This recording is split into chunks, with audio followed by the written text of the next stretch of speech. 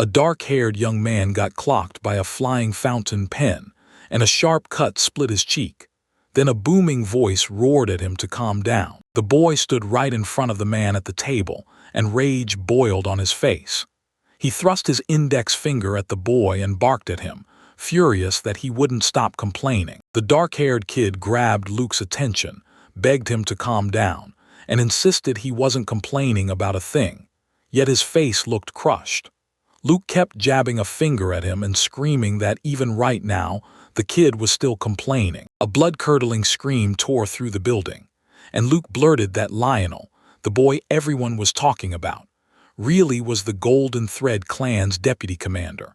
So he kept quiet instead of letting Lionel's opinions about how the clan was run spill everywhere. Two young men headed for the building when screams ripped through the air, and Luke kept yelling, demanding Lionel why he couldn't stop bringing up his love affairs. The fair-haired kid marched up to the commander's doors and begged him not to lose his temper, and his comrades shot back that this time, things would be totally different. Lionel told Luke, "I'm not complaining about your personal life, I'm just begging you to draw a clear line between home and work."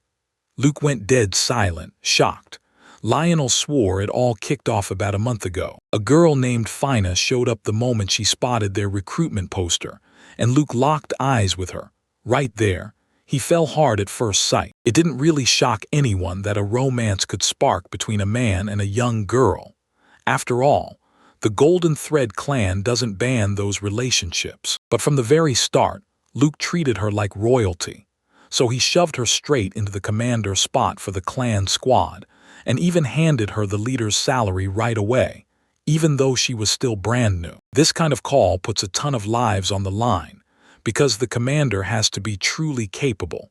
And Lionel immediately felt the fury of the women in the clan, while his fellow members' anger hit even harder. The commander was a young girl fresh out of joining the clan, and nobody had a clue what she could pull off.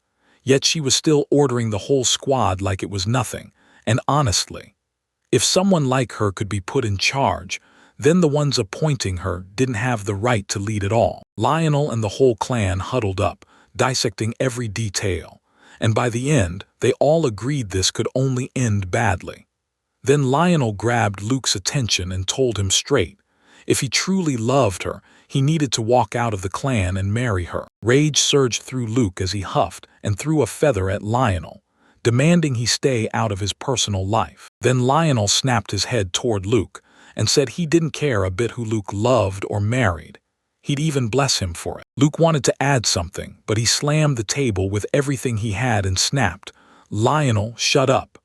Rage flared as Luke roared that Lionel lectured him every time, just like his mom, while Lionel bit his lower lip furious. The protagonist erupted at Luke, insisting they were the same age, then claimed that even if Luke really was Lionel's son, he wouldn't be this clueless.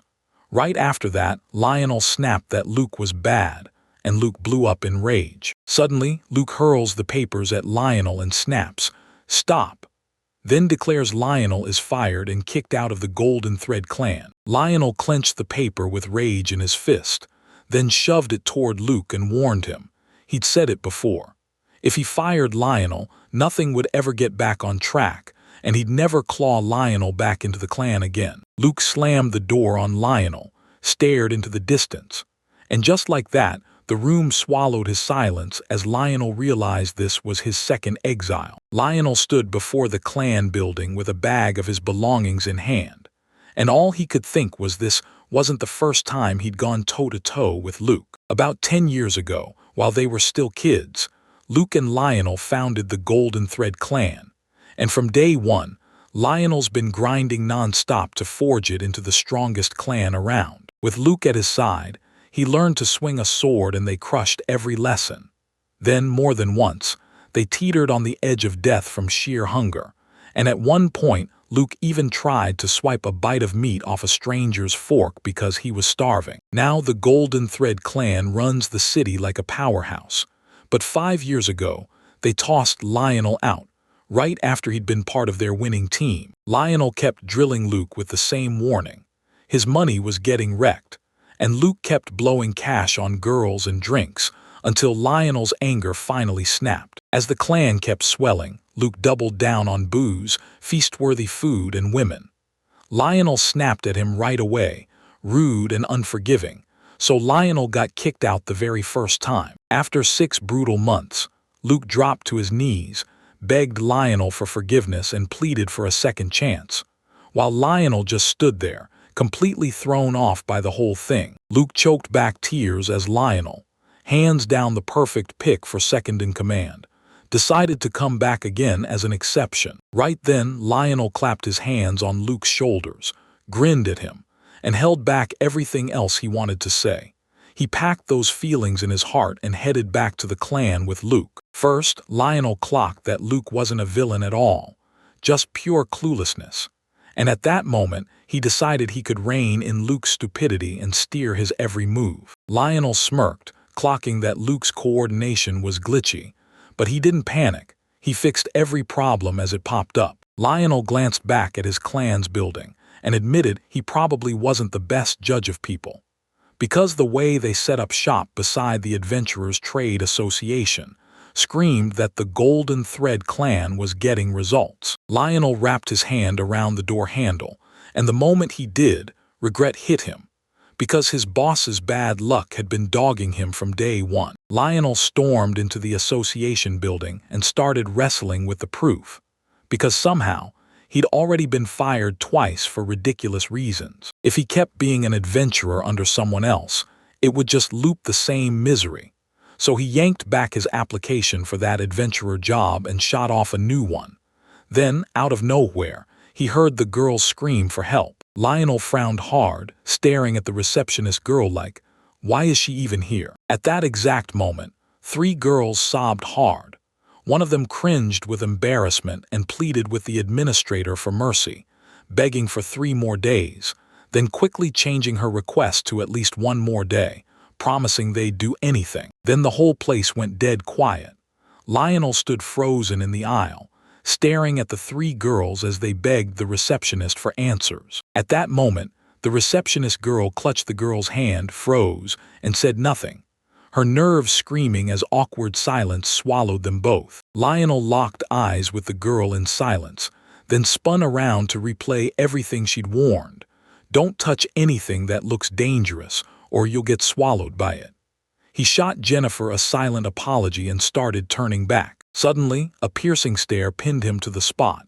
He spun around and caught Jennifer's face twisting with anger, clearly furious that he'd started to turn and walk away. Lionel felt completely out of place. Then he marched up to the girls and peppered them with questions about what they were doing there. Like, maybe he'd accidentally stumbled into the wrong event. Right. Administrator Jennifer flashed a sweet smile at Lionel and whispered that nothing was what it seemed. Then, right as the moment hit, the girls spun toward Lionel, and Jennifer snapped the truth. They'd been expelled from the guild for not paying the sponsorship fee. Lionel kept replaying it in his head. How on earth could those girls become adventurers if they didn't even know about the guild's sponsorship program? And even a month ago, that wasn't possible, because the Adventurers Guild only stepped in to back adventurers through its own assistance. So every single operation costs come crashing down on the adventurers' backs. That's what people call sponsorship fees, and if you don't pay up, they kick you out. The whole adventure blows up fast. There's literally nowhere to sell the cores monsters drop, and the loot from ruins and everywhere else just piles up. On top of that, adventurers can't even take guild requests, so they're trapped doing pointless work as an adventurer, unable to move on. Then Lionel slid his hand onto the girl's shoulder and told her, straight up, that they couldn't cough up the sponsorship fee anymore. She stared at his hand, tears spilling from her eyes. Lionel yanked the girl into his space and with a casual grin, asked if they were poor, leaving her stunned by how sudden it all was, while Jennifer only batted her eyelashes and smiled sweetly, innocent as ever. Jennifer snapped that she didn't buy it, since the girls had already knocked out 2 requests, right after everything started. Lionel shrugged and said 2 requests in a single month after becoming adventurers was actually pretty solid. Lionel told them the girls should have gotten enough cash to cover the sponsorship fee. then demanded why they didn't pay it, only for the girl to snap back that the prize was split evenly between everyone, leaving nothing to spare. Lionel realized it meant they kicked the decision down the road, then hit the perfect timing and got left broke when it mattered most. Meanwhile, the girls were grinning, full-on remembering that last time was amazing and how they'd even snagged that award. Lionel suddenly froze, staring at the girl sobbing in the dark while gripping his sleeve with both hands. Then she broke down completely and asked, trembling, what they should do next. Lionel stared at the girl, then his eyes snapped to the sword riding her hip. Sure enough, it matched her vibe. The young man leaned in and pressed her, asking if her natural gift was really being a hero, and the girl went utterly still, shock hitting her like lightning. She burst into waving her hands, gushing about how amazing it was, then turned to the boy and grilled him. So how did you even know? Lionel leaned in and said that anyone with the job title swordsman usually carried the gift of hero as their natural title. Lionel's words hit the girl like thunder, and right then he realized. She felt eerily like him too, and in the next breath her expression melted into a bright smile. She jabbed a finger at her companions and declared that the blonde girl was a priest, and her name was Misha, blessed with the saintly gift. Then she swung her hand to Miliaria and announced she was a sage, born with wizard magic. And just like that she made it clear, they're friends and sisters. The girl in the wizard's hat snapped that this wasn't the moment to introduce themselves like random strangers. She needed to figure out what to do fast, because a looming sponsorship fee problem was hitting them right now. Right then Lionel stared at the night girl, deep in thought, hand on his chin, mulling over the lineup. The hero up front and the saint and sage who focus on support holding the line from the back. And yeah, he decided it was the perfect balance. Lionel closes his eyes and pictures a towering statue, convinced that God's gift points straight to each person's greatest talent, and the church will recognize it and award it right at the decade mark. Lionel can't stop thinking about Luke and that girl, and then it hits him. This has to be God's blessing. Because honestly, he's never once heard of an everyday person getting a natural gift, unless they're a fool. Lionel couldn't stop replaying Asuka and his old comrade Luke, the heroes, and then it hit him. Him teaming up with his strategist gift is the ultimate perfect match. And honestly, it's rare as hell. Most people can't even spot a true strategist, the kind who's got a gift for laying out operations, calling the shots, and running an entire organization like clockwork. That's why this clan of childhood friends is the ultimate winning combo. These girls don't just have raw talent. They share this sick mental connection too, and it skyrockets Lionel's options for every strategy he can pull off. Lionel suddenly clocks it. These girls are missing a real leader who can fuse their strengths. And then he sees Asuka start crying again, grabbing at Jennifer for help like she always does, and it hits him. She's doing it again. Lionel knows honesty matters, because this friendship comes with a nasty catch. Every last coin gets split between them, and they're awful with money, too busy spending instead of saving for their clan's future. Then Lionel snaps to the fact that his thoughts are off. He already told himself he'd quit being an adventurer, but some stubborn habit keeps yanking him back, and he isn't even required to help them, until he spots Asuka's tear-streaked face. Right then, Lionel spots 3 girls fixing him with their eyes and instantly knows he's in trouble. And the next second, the boy blurts out Jennifer's name. Lionel gestures at the 3 girls and asks Jennifer, so how much do they owe for the sponsorship fee? Then he declares he'll pay it himself, and Jennifer is left absolutely stunned. Suddenly, Asuka's bravery cracked. She got scared, blurted out that boy's name like it was dangerous, and asked if he really did that, then even tried to call him old man. And Lionel immediately clocked it, asking if she really meant to. Miliaria said Lionel looked all grown up, and Lionel spun around to ask, so you're really saying I'm coming back? Then all 3 of them stared at Misha, but right then she jerked her head away. Lionel cut in, saying there was no point hiding because she'd already tipped off what the other girls could feel too. They didn't get it until now that Lionel could see straight through them. Then the girls rushed up to him, panicked out of their minds, blurting out they were so sorry, begging him not to leave them hanging, and promising they'd do anything to fix it. Lionel's face burned with embarrassment. He couldn't stop wondering if those girls were truly adventurers, or just girls who never played it safe. Then he felt Misha's lush body cradled in his hands, and when he stared into her innocent face, her eyes screamed that what he'd done was unforgivable. Lionel screamed that he wouldn't abandon the girls, then begged them not to hand their forms over to him. Jennifer leaned in and grilled the young man. Was he really confident in what he was about to do? Lionel answered with cold certainty. Today was the day he'd end his adventurer career, and his final act of service was stepping aside so fresh newcomers could take over. Lionel stared into his money bag with a heavy, heartbroken sadness. Lionel knew he couldn't just march back and grab the money he'd ditched in his old clan, so he clenched his fists and steeled himself. He stared at the worried Jennifer, panicked himself, and knew he had to find a new job fast.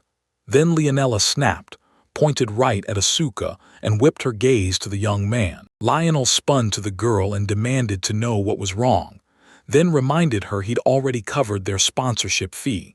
So next time, they'd better handle it themselves. He gently brushed Oscar's head, and when the girl snapped her gaze to skance, she thanked the young man. Then she spun right to Lionel and demanded to know if his natural gift was really strategist level. Lionel glanced back at the girl and gave a quick nod, and Asuka snapped, "Yeah, that's probably it." She'd heard Lionel was ready to quit adventuring, but come on, what a rare gift to throw away.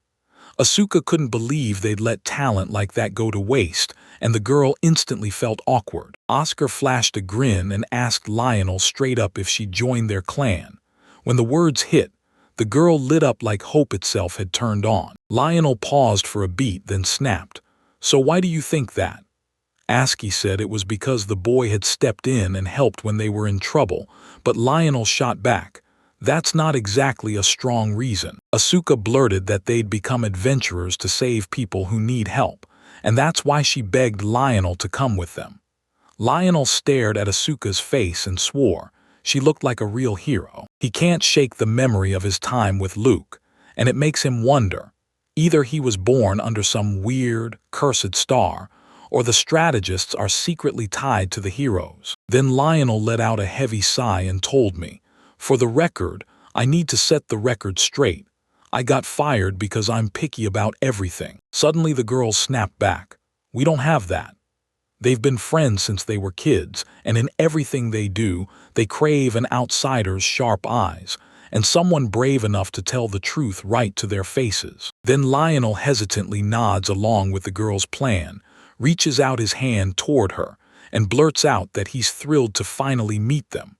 When the girls take his hand, their smiles light up the whole moment. A little later in the Adventurers Guild, Lionel was chatting with the girls, grinning as he said he was thankful they'd accepted him, but admitting he still had a few problems to iron out. The girls stared at him, totally baffled, and snapped, "What problems are you talking about?" Lionel crossed his arms and snapped that the girls were too broke to cough up the sponsorship fee.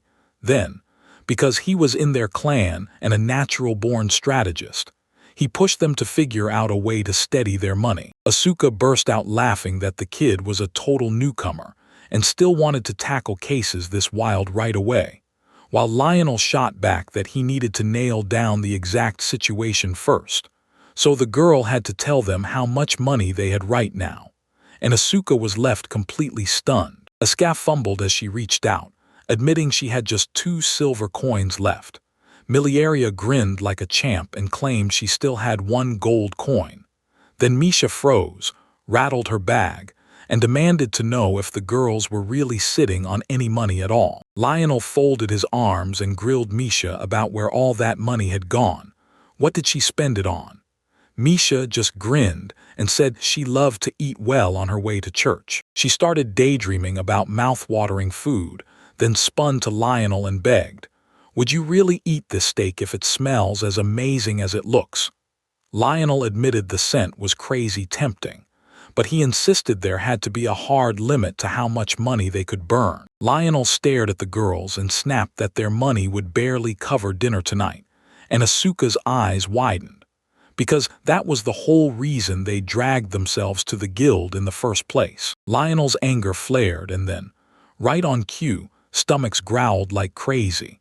He realized these girls had zero clue they were about to get kicked out, because all they did was show up here to snag a few odd jobs. Lionel whipped around to Jennifer and demanded, "Any urgent extermination requests?"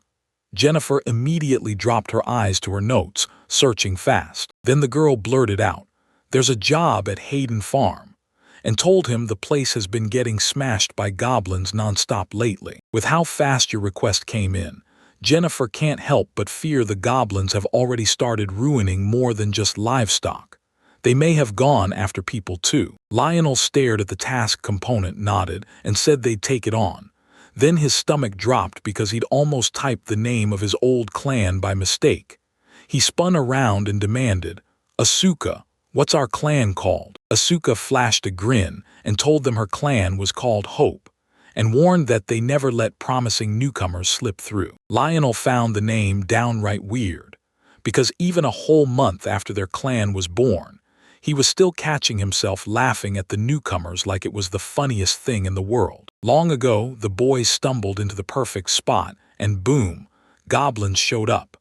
Lionel counted 4 of them, grinning like it'd be an easy win, but he snapped at the girls to keep their guard up and never get careless. He stared down the goblin and warned, "Never underestimate your opponent, even if it's just one lousy goblin." And sure enough, when someone went straight at it, he barely even got scratched. Suddenly, Lionel spun around and snapped that the worst part of battling goblins is how the surprise always catches you off guard. Then they strode along the forest path. Suddenly, Lionel felt a wave of stares hit him, while the girls tightened up, ready to throw down. He burst forward and told them to fight like they always did, promising he'd watch every move and call out instructions tailored to their strengths. Then Oscar suddenly jerked forward and launched himself into the battle, while the girl screamed that she understood. Lionel stood there, stunned by what she'd just done. Lionel's eyes widened. He blurted out to the girl, "What does that mean?" Then it hit him. He never told her goblins don't fight alone because by themselves they're painfully weak. Oscar bolted straight at a swarm of goblins, and Lionel couldn't help admiring how heroic she was. Yet he knew she must never charge headfirst like that, alone. Lionel snatched his sword, then barked at the girl, demanding, "Are you even normal?" He demanded to know if he was truly wrong for bringing up teamwork, then shot toward his sword, but Milia slammed the brakes on him, smiled, and gently slid her hand into his. Miliaria grinned and reassured him. Because he was only meant to watch them brawl like normal, Lionel's eyes went wide, and then he looked straight at Asuka like, "Yeah, it's right." The very next second, a filthy goblin lunged at Asuka from behind, and Asuka shot up on pure instinct. She snapped her sword through the air and struck the goblin right on top of him, only for him to freeze in shock when his attack missed the girl completely. Asuka shrieked and slammed a sweeping vertical cut down on the goblin, and the monster erupted in a scream of agony. Lionel watched Asuka like his life depended on it, and he knew this was a reckless brawl with zero tactics, yet her moves were pure beauty. Then boom, goblins swarmed her, and she got brutally injured. Lionel saw it instantly. The girl was dodging critical hits to buy time, but if this kept going, she'd burn out fast. Soon her evasions would crack, and all she'd have left was grim defense. Suddenly, he spots a goblin looming behind Asuka. Then the boy jolts, screams, and blames the goblin for attacking the girl from behind, while Asuka freezes in shock and starts twisting around. The next instant, the goblin smashed the girl, and she blasted into the air like a missile. Lionel's fear detonated, and he screamed her name with everything he had.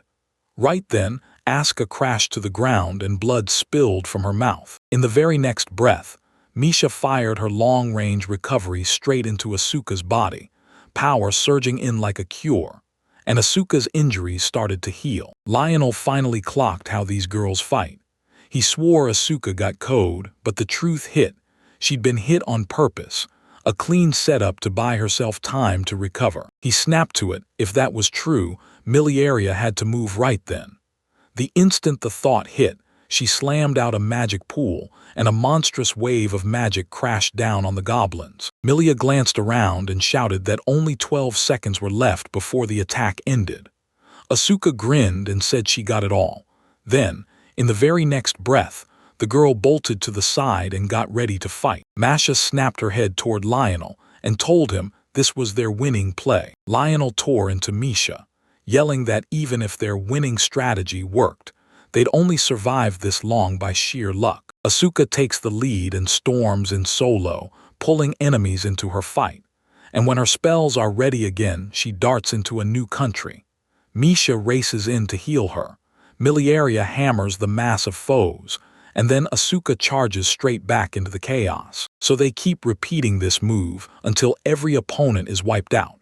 And Lionel's convinced the girls don't have the stamina to survive that kind of attack. In the next heartbeat, Lionel rockets forward, slams into one of the goblins and obliterates it. After a while, she asked for a side and said this fight was brutal. Her nerves were shot. Then, out of nowhere, the girl spotted a massive swarm of goblins closing in, and she let out a scream of pure horror. The girl shut her eyes and clutched her head, and then, boom, every goblin got wiped out by Lionel's hands.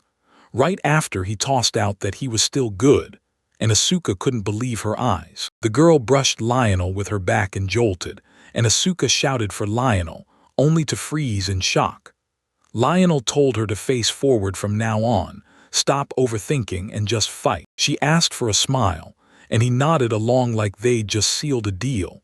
Now they were comrades, and Lionel snapped at her to shut up and get ready for battle. Lionel spotted a goblin, blew the alarm, yelled for Miliaria, and snapped that the goblins were panicking and fleeing, so she should blast after them with magic. Miliaria nodded along and fired a magic bullet, but right behind her, a goblin had zero chill and charged straight for her. Lionel suddenly snapped and called Misha, yelling that goblins were charging toward Miliaria, so she had to guard it. Misha didn't hesitate. She rushed in and cut down the goblin that was sprinting straight for Miliaria.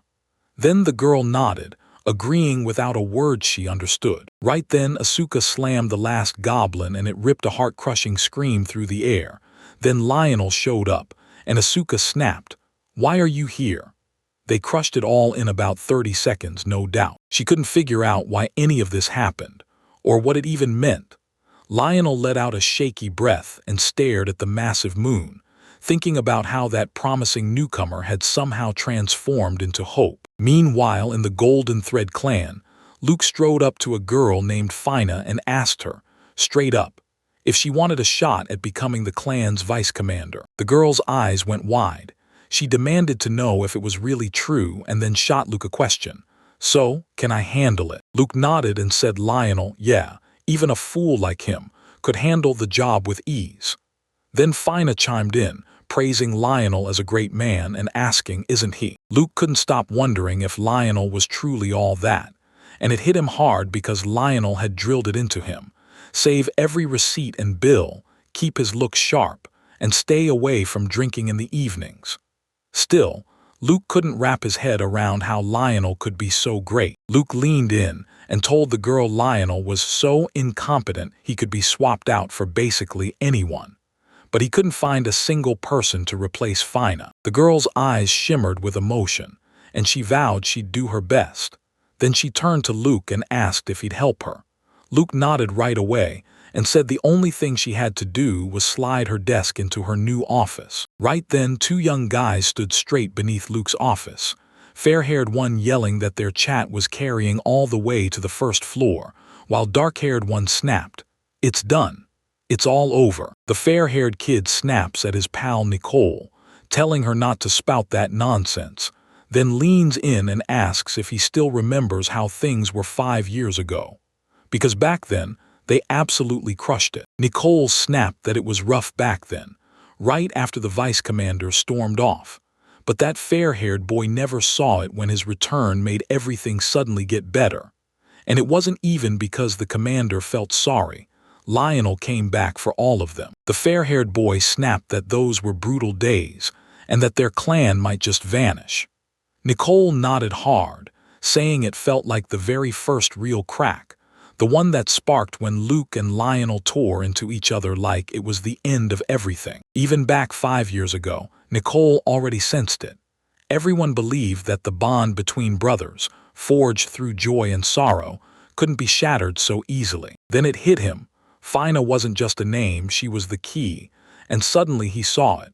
Between those two brothers there was someone else, important to one of them, and somehow Fina still managed to wreck everything. Nicole warned, if this keeps going, then with that new vice commander in charge, things are going to get worse than they were 5 years ago. The comrade snapped back. Enough, stop talking about it. He's counting the seconds until the commander finally gets it. Because until then, life is practically unbearable. He knows Commander Luke runs on pure rage, thinks way too narrow, and keeps biting off more than he can chew. So he's desperate for a second in command, someone like Lionel. He grins and says this is exactly why he's counting down to both of them apologizing soon. And once the vice commander is back, everything will finally click. Nicole nods in agreement. He said, for now, we've got to wait, simple as that. Then the fair-haired kid swore they'd keep taking requests, insisting that someday it would all finally happen. Nicole wondered if Commander Luke's apology would play out the same way again. Would Lionel really forgive him and come back like last time? The very next day, a tiny pot dangled over a little fire, already bubbling with food, while Lionel sat beside a small basin, scrubbing a cloth hard like he had something to prove. Right beside a tiny house, near a bubbling little stream, sat the Lionel Thotha lookout, and it was ridiculously great. He suddenly thought, maybe I should wash my sheets too. And then, right as he turned, those house doors swung open behind the boy. Asuka popped in and called Lionel over to see something. Lionel's scream tore through the air, pure fear. The boy snapped at Asuka, demanding why she barged in so abruptly and why she couldn't have just gone out quietly. Asuka blurted, "Mom," and begged Lionel's forgiveness. Lionel only screamed harder, furious and confused.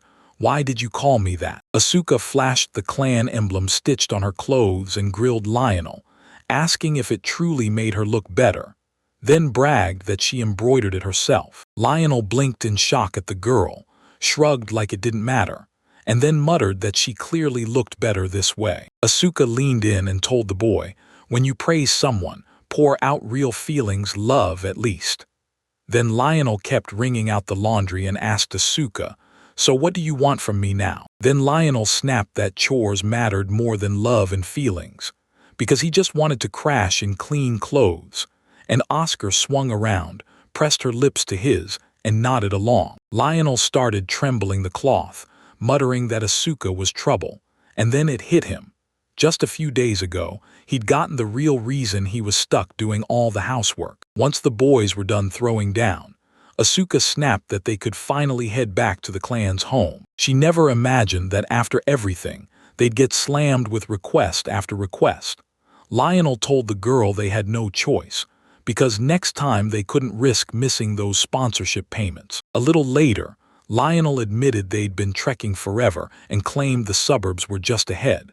So he couldn't believe the clan's house wasn't any closer yet, while Asuka shot back that they were already near, and all they had left was one last stretch along the river. Lionel knew this wasn't close at all, though the house sat right along the river, so when Ask suddenly pointed toward it, he blurted, "We're here." She dragged Lionel to the Hope clan house, wrecked, ruined, and barely standing, and grinned, "Welcome." Lionel's jaw dropped the second he laid eyes on the mess. Lionel blurted, "Wait, this is really a house." He had zero clue what was going on when the girls stormed up to it and screamed that they wanted a bath. Lionel asked where their bathroom was, and then, wham!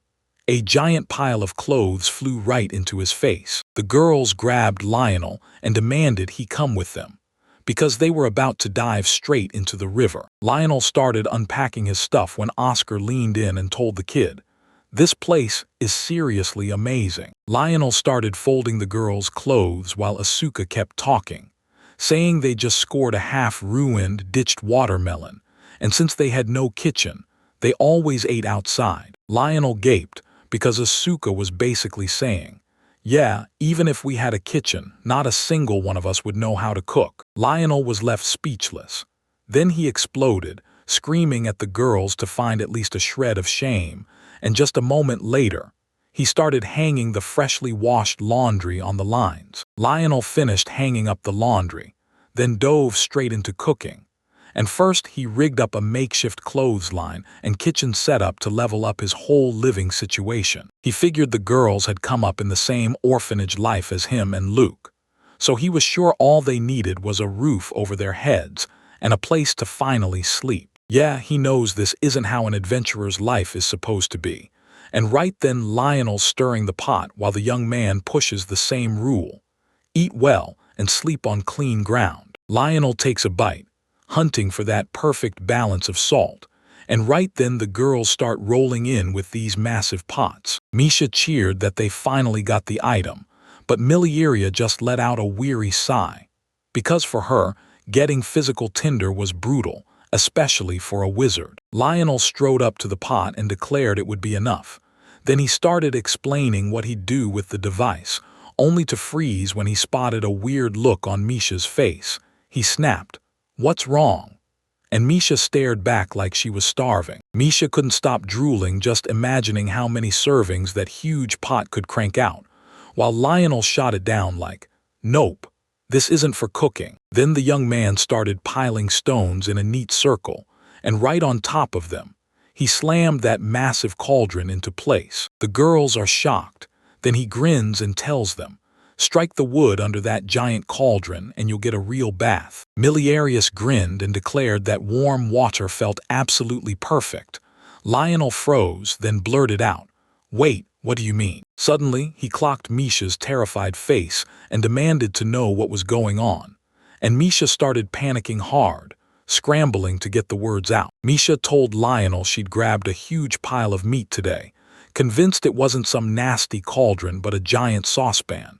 Then Lionel snapped, furious, and demanded if she'd really blown all her money again. Asuka burst in out of nowhere and snapped at Lionel that she'd already blown the money. The girl admitted she'd burned all her money on a stunning embroidery stitched right on her chest, and that gorgeous design was exactly what drained her completely. Lionel realized he'd be stuck away from the clan home for a while. Then, the moment Miliaria's magic bullet boomed through the air, Asuka exploded forward, snapping into evasive dodges to slip past the skill. Suddenly, Miliaria's attack sliced so close it nearly slammed into Asuka. She panicked and dropped flat to the ground. Lionel saw it and barked for Asuka to keep moving, always staying out of the line of fire. Asuka nodded at the boy, then burst into battle like a spark. She tore across the ground with insane speed, and when the wolves saw her charging, they froze in terror.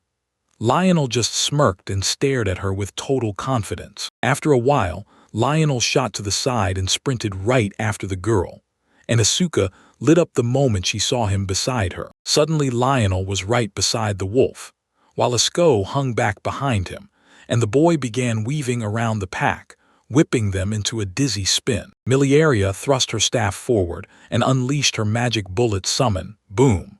The spot beside the two wolf monsters erupted in an instant, and the poor things went absolutely terrified. At last, Lionel snapped that it was time to move, and the wolf monsters went absolutely frantic with fear. Lionel snapped his head toward Asuka and told her they had to move, right now, so he warned her not to fall behind.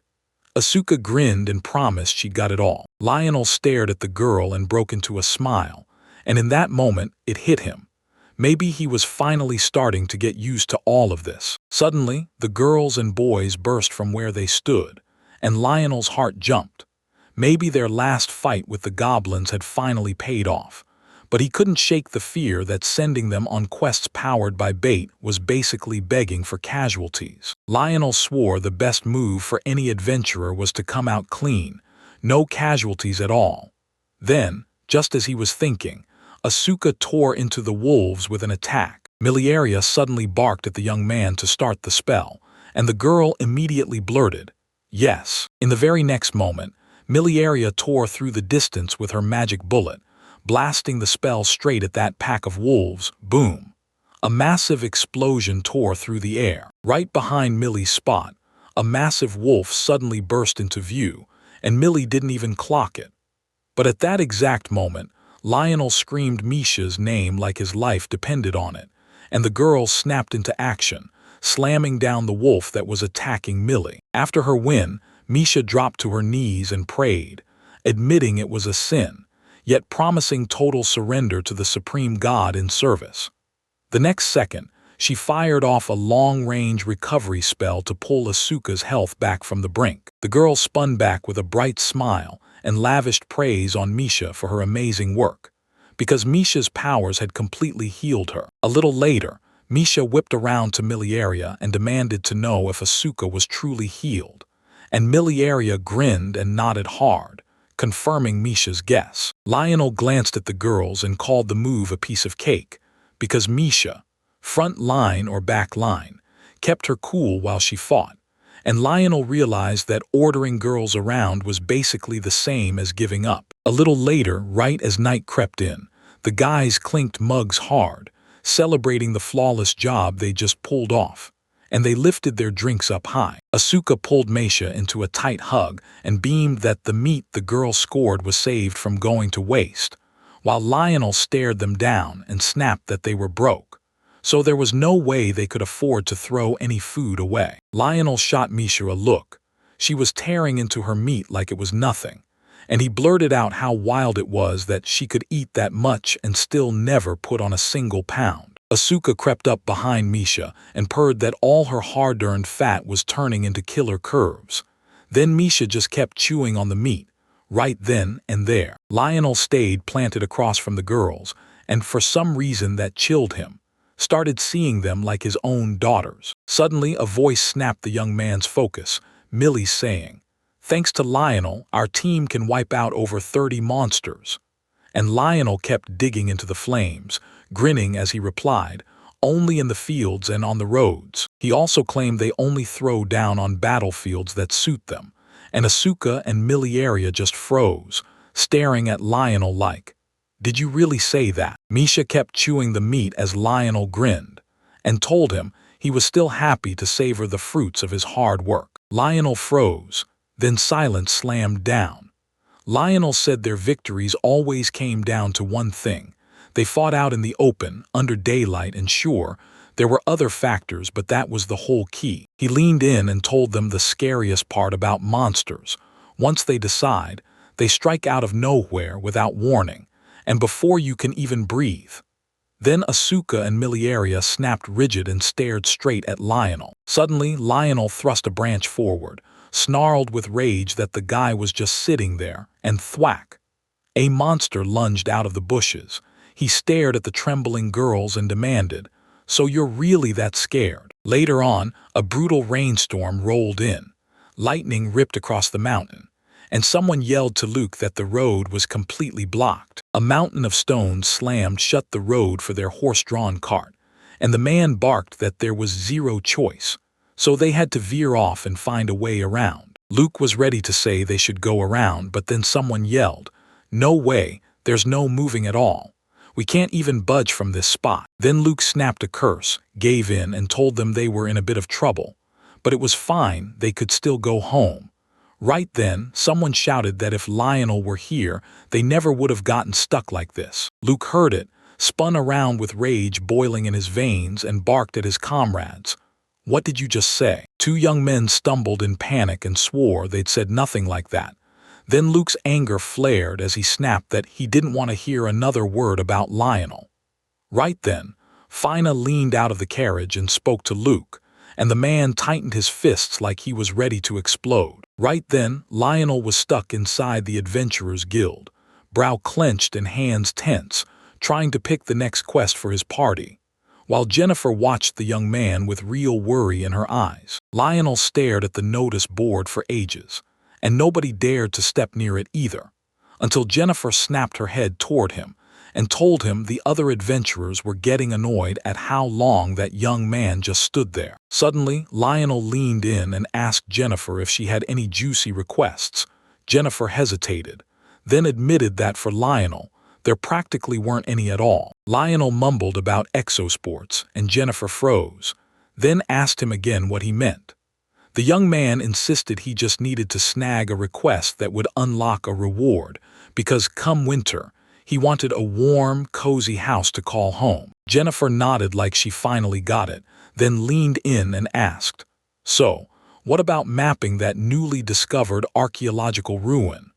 And she made it clear the order came straight from an aristocrat. Lionel shot the girl a friendly nod, praised the idea, and then stepped up, agreeing to take on the task himself. Lionel blurted that he loved Jennifer so much he wanted to spoil her next time, but Jennifer waved it off and said she didn't need anything, then added that he was staying with the Hope clan now, even though he was miles away and still dealing with money troubles of his own. She also went on to say the clan members aren't just poor, they're basically beggars, so Lionel needs to look after himself better.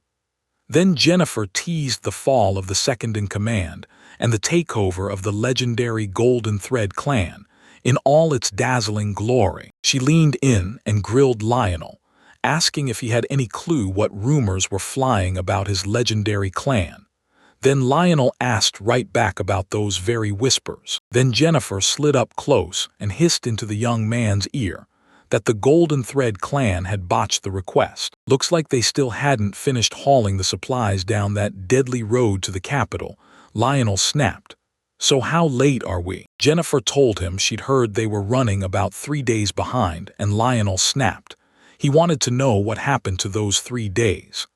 Jennifer nodded and said their report claimed they had to detour because of brutal heavy rains, but Lionel cut in fast. That wasn't the real reason. He figured the Golden Thread clan wasn't hauling just anything.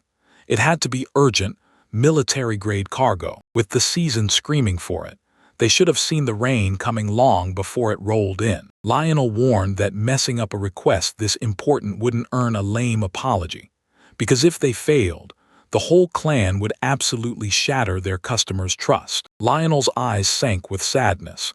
He leaned in and admitted he was dying to know what went down in their clan, then snapped that it wasn't his business. The young man turned to Jennifer, declared he was finished signing the assignment, and asked if she needed anything else. Jennifer said everything was good, so Lionel started for the exit and Jennifer called after him. The young man halted mid-step, snapped around, and threw out an apology to the girl. She shot back that she didn't want to get mixed up in anyone else's clan business. A little later, Lionel couldn't stop wondering what Luke was thinking, because right now, he needed to lock down his reputation and make sure his clan members were taken care of first. As Lionel strode through the streets, people clocked him and turned to whisper, first accusing him of not being the Golden Thread clan's vice commander, then someone else snapping that their vice commander was no longer a girl. They snapped her name back into place, and then realized the clan's vice commander was Fina. The truth hit hard. The clan members were fed up with the leadership, rumors of rebellion swirling, even the whole clan cracking at the seams. And with that ticking time bomb in the background, it was time for them to cash in. After a while, Lionel finally slipped back to the clan, and the girls lit up, swarming him with cheerful hellos. Asuka immediately pressed, asking what request they got and whether, just maybe, they'd be able to go cut down the Demon King. Miliaria shot the real question next. How much money were they going to get paid for the job? Lionel told the girls to calm down and get lost, because they'd closed in on him and embarrassment burned his cheeks. And then he warned them that when everyone crowds into one spot, the building's floor gives way. After a while, Asuka let out a loud sigh and shot Lionel a question. Were they really about to smash monsters again? Lionel was unpacking when he smiled and said, "Not this time, it's totally different.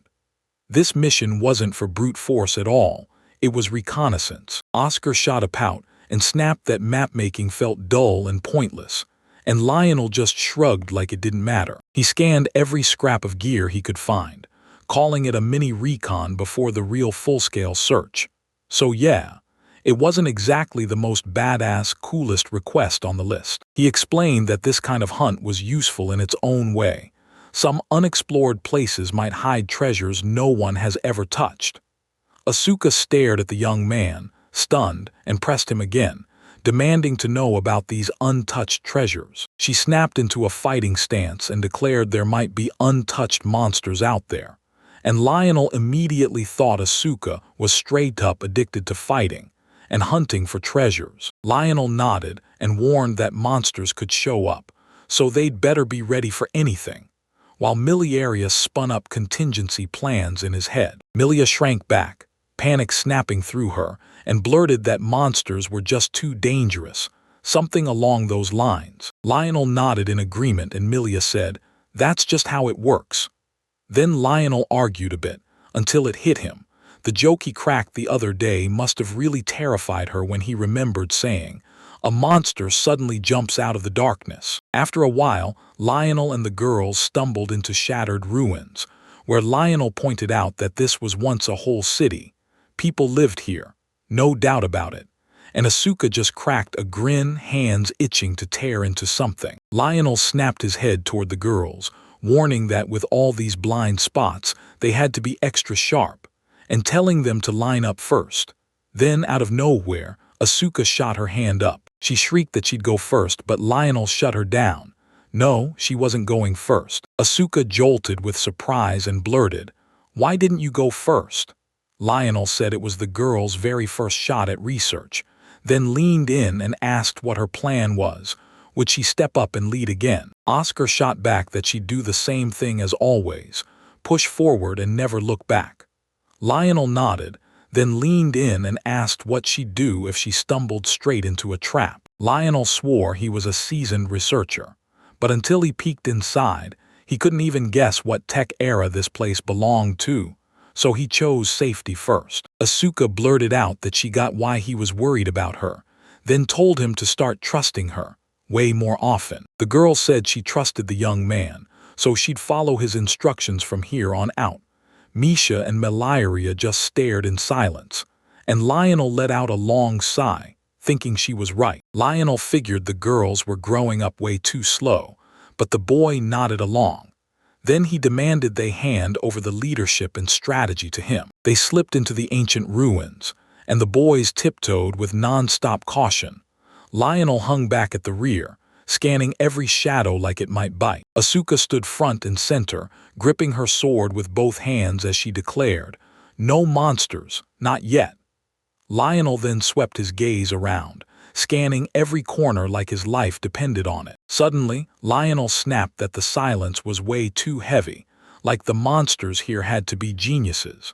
The girls kept moving forward without a single glance back at the boy. Asuka spun toward the boy and flashed a reassuring smile, telling Lionel everything was fine. Then she begged him not to panic, swearing she would never drop her guard. Lionel called Oscar and told her to trust in Millie as their commander. Because right then, Millie trudged along with her head bowed, already stewing over a terrifyingly smart monster. Miliaria's panic hit hard because she knew everything was supposed to be fine. Asuka was even in the lead now, so Miliaria expected to slash monsters like always, with her blasting magic bullets to cover Asuka when she started missing. Miliari was lost in her own thoughts when, out of nowhere, something shifted in the shadows behind the building.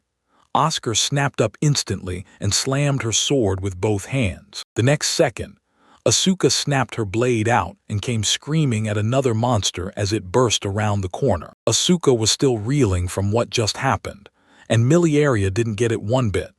So she grabbed Asuka and demanded to know what happened and why she snapped like that. Asuka screamed for everyone to back off, and right then the monster slammed the spot she'd been standing. So Asuka rocketed upward into the air. Asuka screamed to Miliaria that the monster was right on her heels, and Miliaria froze in shock the moment she realized it was behind her. Monstro was trembling head to toe, yet he still lunged straight for Milia's spot, while she clutched her staff, totally clueless about what was happening. Miliaria jolted in shock, snapped her head toward the monster, and demanded what Oscar meant. Right then, Oscar clamped a hand on her shoulder and roared her name. Asuka shoved Miliaria out of the way and snapped, "Go back." But the girl trembled with fear, so Asuka burst forward to unleash an attack on the monster. Asuka launched into the air and promised that if she couldn't slice this monster down, she'd just tear it into pieces. And right then, the girl was already swinging. Asuka lunged to slash, but the blade wouldn't bite. She couldn't cut that massive monster in half, and shock hit her hard. She flinched back from the monster, screamed that it was a magic puppet, and warned everyone it would take pure muscle to bring this thing down. Then Asuka snapped to attention, realized exactly what she just blurted out, and knew she had to crank up her power right now. Without wasting a second, she whipped her gaze to Miliaria. The poor girl looked terrified, shaking in that moment. Miliaria froze in shock when Asuka's attack failed. She stared at the monster and realized, for the first time, it was just a magical puppet. Asuka lunged to say something, but Miliaria barely breathed, eyes locked on her staff as fear ripped through her hands. Suddenly, Miliaria roared, activated the magic bullet skill, and swung her staff straight at Asuka, leaving her stunned and staring in disbelief. Asuka shrieked and yelled Miliaria's name. Then she dove aside to dodge Miliaria's magic bullets. Then the girl screamed that she needed magic support, but the Miliaria just tore forward and attacked everything in that direction. Yet its blast never touched the puppet, because it was totally unharmed. Miliaria panicked the moment she realized her magic attacks bounced off the monster like nothing. Then tears started pouring down her face. Asuka nearly couldn't believe it. Miliaria's attack still didn't land. Misha stared at the monster, all nerves and tension. Lionel felt it too, and without hesitation he reached out toward Miliaria with his hand. Lionel yanked the million by the shoulders and shouted her name. Then her face snapped with terror. She screamed, spun toward him and unleashed her magic, while Lionel's fear hit him right in the chest. The protagonist shot his hands out and told the girl to calm down. Miliaria blinked, realized it was Lionel, and instantly cut off her magic. The boy snapped his head toward Misha and Asuka and blurted that the monster was crawling all over the girls. So they had to buy time, and Misha nodded like she finally understood. Then the girl shot her hand up, unleashed her magic, and ignited the holy light skill, right as everything around Misha burst into blinding shine. The very next second, Misha snapped at Asuka, telling her to use her skill right now. Then the girl insisted this monster needed to be ended, and boom, Asuka's sword started to glow. In the blink of an eye, the girl swung in with a brutal sweeping strike and split the puppet cleanly in two. The puppet finally disintegrated into a pile of tiny scraps. Then Asuka dropped into a crouch as that massive monster blew up right behind her. Asuka grinned and called it another win. Right then, Misha stood beside Lionel, smiling too, and Lionel's voice lit up as he told Asuka she absolutely crushed it. At this moment, Miliaria went completely silent. She didn't utter a word, while tension gripped her so hard that sweat beads streamed down her face. A little later, Lionel strode up to the girl and asked if she'd finally calmed down. Millie was perched on the rocks, nodding like she'd just gotten her breath back, and she even begged Lionel for forgiveness. Millie's shoulders sagged as she sank there, and she blurted, "I don't know what I'm supposed to do if I don't follow the steps that always flash through his head." She brings in Asuka and admits she's nowhere near as quick on her feet or ready to strike like Asuka. Plus, she's not nearly as alert to what's happening around her as Misha. Then she introduces the rest of her teammates. Lionel suddenly cupped Miliaria's head, told her to breathe and not worry, and promised that soon she'd learn how to handle whatever chaos life throws at her. Lionel said wizards can't just match swordsmen. They've got to sharpen every last inch of their body movement until it's perfected. But they're great at other things. Still, when it comes to sizing up the fight and picking the right spell, that responsibility lands squarely on them. Real monsters already terrify her, and when life throws curveballs, she freezes instead of handling it. So an unknown monster isn't just bad, it's the absolute worst matchup. Lionel said the girl just had to ease into it step by step, and until then, she'd lean on her comrades for help. Millie let out a giggle. Lionel couldn't shake the worry that this might be too much for Miliaria. Then boom! Asuka burst in, yelling Lionel's name at the top of her lungs, and grinning like she'd just found good news. Asuka gasped in a terrified voice that this was a catastrophe, because Misha was starving. And when Misha finally turned to the young man, she used her last bit of strength to warn him she wouldn't last much longer. Her whole face was drenched in sweat, and drool streamed from her mouth. Lionel promised he'd hand Misha a meat sandwich, but he let it get way too greasy, so he warned her to take it easy. Then he handed it over, and Misha lit up with pure joy. Miliaria beamed while Misha bragged that she tasted amazing. Then she turned around and straight up told Lionel she loved him. And Lionel nearly choked because she confessed so effortlessly. Miliaria burst into laughter and said Lionel looked just like Misha's mother. While Lionel kept right on hand-feeding the girl, Misha was munching on a sandwich, and Asuka also cracked up, insisting Lionel was feeding her by hand. Lionel snapped that Mom was pushing it, so everybody could call him brother instead. Misha immediately chirped Mom again, then asked if there was anything else to chew, while Asuka chimed in that Misha was finally feeling way better and suggested they head back to the research. Lionel blurted out, "Wait, do you really call me Mom since we're orphans?" The girls just stared, refusing to answer, and then, right a little later, the magic puppet popped back into the scene again. This time, Miliaria didn't flinch at all. She summoned her magic and faced the monster head-on, fearless and fully confident in what she could do. The puppet was spinning out of control, so Asuka unleashed her skills and sliced it into a dozen pieces.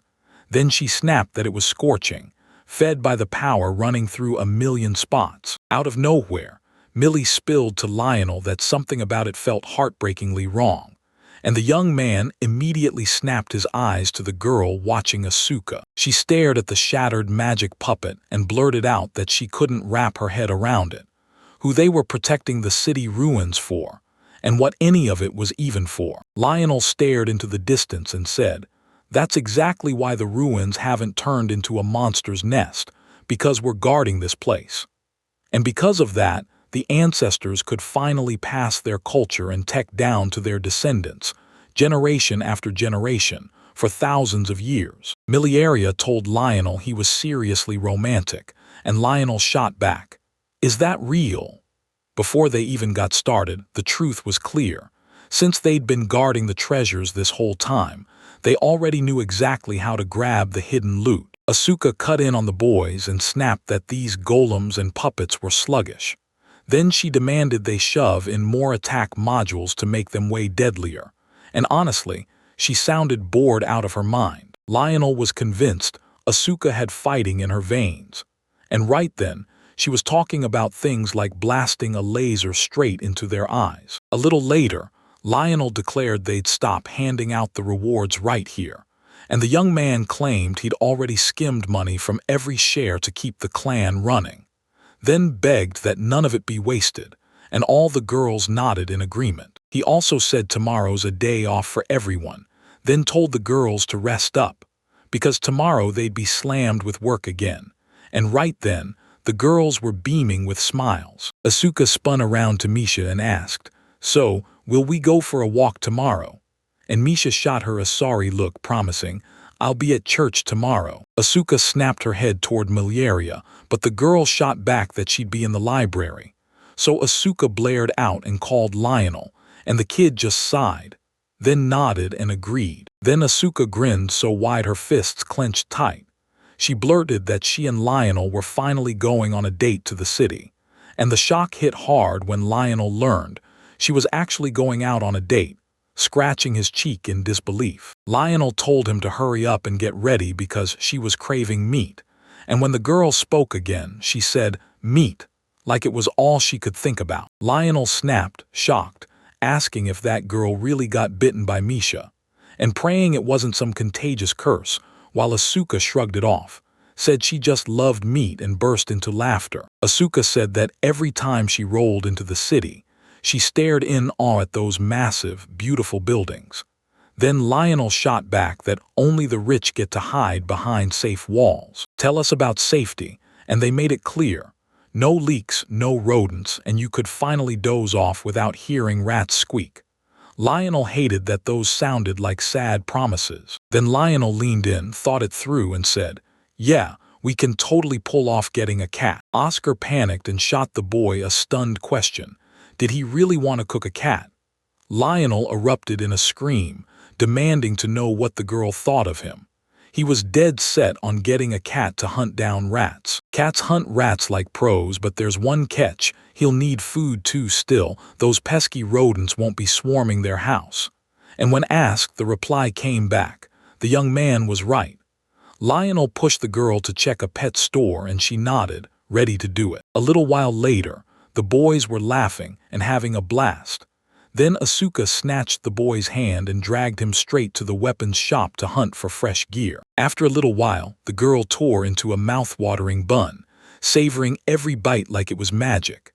And Lionel shot her a warm smile as he watched her. Asuka grabbed a cute maid dress, held it up for Lionel to see, but the moment he did, he blushed so hard he wanted to disappear. Then they rushed into a pet store to pick out a cat, and the instant they brought one over, it started clawing Lionel like it had beef with him. Later that night, Lionel said they somehow ended up in the guild canteen. Only registered adventurers get in. And right then, the waitress girl was sliding all kinds of dishes to the hungry crowd. Asuka flashed a grin and winked at the boy, then grilled him about whether they really ate here since the food was the cheapest. She smirked and said it was exactly what you'd expect from a mother. Lionel stepped in and demanded to know how long she planned to call him her mother, then snapped that she should at least call him her brother. Then the young man took a bite of the fish and lit up. This thing was way better than he ever expected, and he swore the spices were doing all the magic. He immediately decided he'd have to corner the chefs and get the recipe, because that would level up his whole cooking lineup. And Oscar, he was gushing that she had a truly wonderful mother. Asuka said she absolutely adored meat. Then Lionel warned her to be careful and called her a total predator. And Asuka answered without blinking that she'd eat the boy because he was just so damn attractive. Lionel exploded, yelling at Asuka to stop talking that way while they ate. And right then, Jennifer slid into the dining room, ready to head for the bulletin board. She spotted Lionel and Asuka, and the girl practically burst with excitement, like she couldn't ignore that something awful had just gone down. The girl whipped around to Asuka and Lionel and blurted that it was urgent, then practically begged the boys to see if they could swing by the guild tomorrow morning. At that moment, Luke's mind snapped back to everything that happened earlier, when he finally reached the place where he had to submit a request for the Golden Thread clan, and the man hit him with the same question. "So how are you going to explain all this?" Luke blurted that he'd warned them they were running late with the order, just like he always said, because that day's heavy rain wouldn't let up, but the man cut him off and didn't care what the reason was. He pressed on and said the Golden Thread, one of the top clans, was 3 days behind, because apparently they didn't have the skills to keep supplying the royal family anymore. Luke's eyes went wide. He blurted, "Wait, are you serious?" The guy shut him down fast, saying they were only 3 days behind, then paused like he'd clocked something off. Luke looked confused. The man started shouting the adventurer's name, demanding to know how they'd never once wondered who made it possible to choke on alcohol for days straight. Then he pointed the blame at the royal protectors, saying the knights of the royal palace had risked their lives to keep them safe. They don't get it. Every war can be won if you move fast enough. Rage boiled in the man's veins as he added this. If the Golden Thread clan had answered their call on time, they never would have lost those good soldiers or swallowed defeat in that last battle. Then the man snapped that this job wasn't too brutal for one of the leading clans, so he cut them off for good. No more Golden Thread, and the kingdom would never trade with them again. The man spun around, scratched his beard, and finally admitted, through clenched teeth, that he never wanted to lay eyes on a single Golden Thread guild member in the royal capital. Luke's body went cold. He was terrified out of his mind. He couldn't wrap his head around how the Golden Thread clan could have their reputation crumble in a single day. Right then, Luke sat in his office, knocking back alcoholic drinks, and the second he tried to remember it, pure rage exploded out of him in furious curses. Luke fumed because they also demanded compensation from the clan, but Phinia wrapped the boy in a hug and insisted, "It's okay. Your luck just ran out." She wrapped her arms around Luke, flashed a confident smile, and told him not to worry. She knew they'd figure it out for sure, and Luke couldn't help but feel grateful for Fina's support. Right then, the fair-haired kid was trying to pitch Nicole fresh ways to handle the mess, but the commander shut him down cold.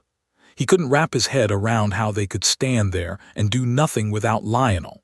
And worst of all, he had no clue how much longer they'd be forced to wait until at least one of them finally apologized. Rage boiled in his veins because he couldn't figure out what Fina was doing, so Nicole snapped to Joshua and begged him to calm down. Then Joshua said Fina had stepped in as the deputy, but she clearly didn't know how to handle the job. Joshua snapped even harder, raging that Nicole stayed calm like nothing happened. Then Nicole replied, "Good, because you've already made up your mind." Right out of nowhere, Nicole blurted that he was leaving the Golden Thread clan. Joshua froze so hard in shock he couldn't even get a word out. Joshua grabbed Nicole and demanded, "So you're really leaving?" Nicole shot back that the Undertaker clan had dangled a spot in his specialty, stacked with serious money. And then he leaned in and asked Joshua if he wanted to roll with him. Joshua snapped to it in that moment. He thought of Luke and Lionel, agreed with Nicole, and swore the boys would never be brothers again. Joshua shot an awkward smile Nicole's way and thanked her for always having his back. Then he reached out his hand and the boy shook it, and Nicole added, "We'll never end up like Lionel and Luke." After a while, Lionel and the girls crammed into a gigantic caravan of wagons, and the flags hanging at the back proudly waved the royal family colors. In one of the carriages, Lionel, Misha, Asuka, and Miliaria sat packed in together, and Asuka turned to the young man, asking whether they truly had to step into this weird fight they'd just been invited to. The girl's shoulders tightened as she demanded, "Are we really going to fight the ones who have been pitted against the royal family?" Then Millie's ears perked up, and the fear hit her hard. Lionel's seriousness hit like a punch. He nodded at the girl and said they had to crush the rebels who'd vanished into the mountains, and that the enemy wasn't some monster, just ordinary people. Milia jolted to her feet and screamed that everything was dead wrong. Those weren't people at all. They were rebels, monsters calling themselves rebels. The girl snapped to it. She'd been way too loud, so she dropped back into her seat, and Lionel quickly apologized as he warned them that he had to figure out a way to calm the girls down before anyone real got hurt. Not long after, Lionel leaned in and demanded whether the royal family really ordered the rebel army erased. Jennifer nodded and said, "Yeah, and it looks like there are under 100 of them."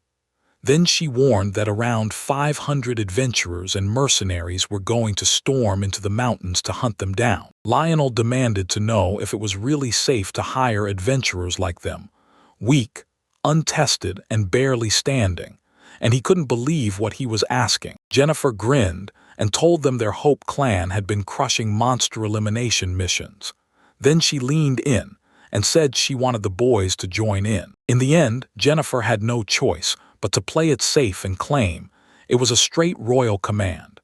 Then those huge clans and organizations would fall in line and join the order, giving the guild the massive boost it needed. Lionel shot back, totally stunned, admitting he hadn't even realized stuff like this happens all the time.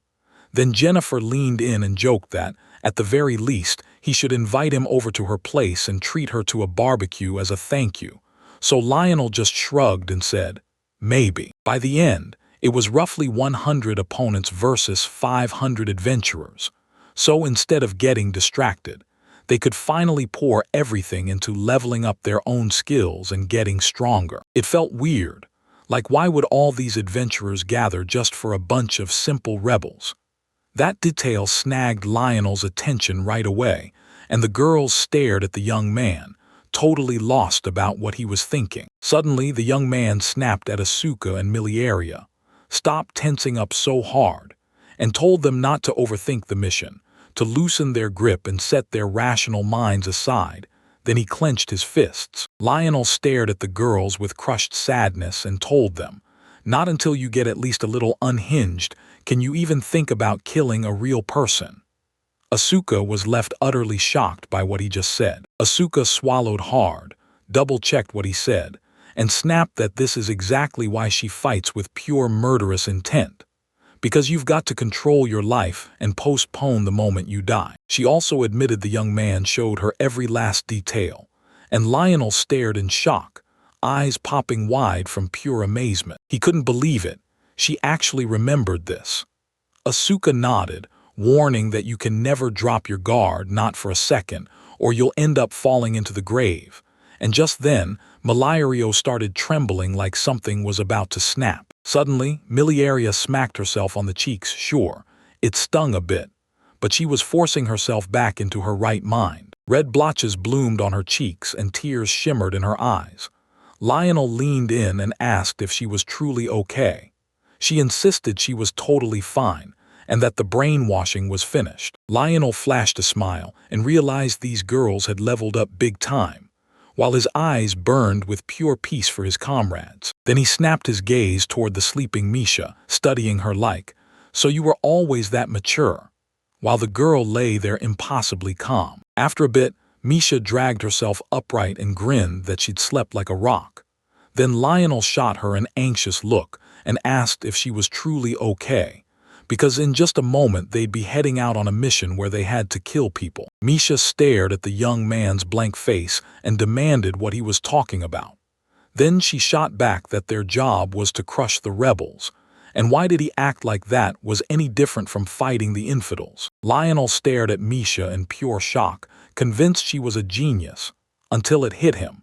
She was only 16, just like Asuka from Miliaria, and that realization snapped him into concern. Lionel then told Misha she can always come to him when things get really rough, and Misha fired back that Lionel was the most caring mom around. Suddenly, Misha's tension melted away, and she told Lionel that when the moment finally hit, she'd give herself completely to him, leaving the young man utterly stunned, because he couldn't figure out why everything was spiraling straight toward this. Suddenly, a sharp cry ripped through the ranks, silence, and the adventurers huddled up, all eyes fixed on what they were about to hear. One of the leaders marched the adventurers straight to General Kaitos, the man who'd command the whole army, and he warned them, point blank, that Kaitos would drill them on their strategy. General Kaitos declared, "We'll camp right here for the night.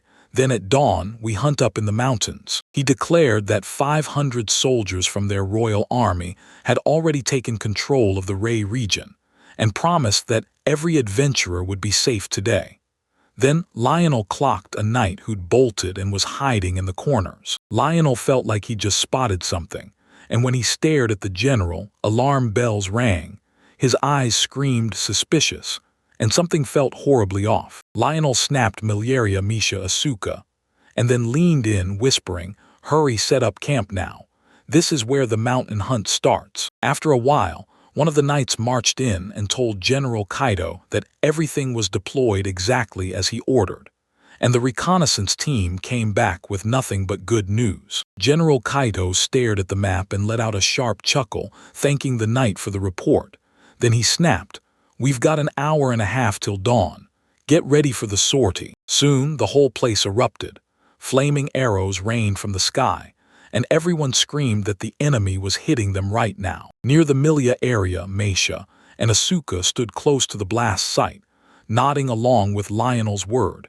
Everything was happening as he said.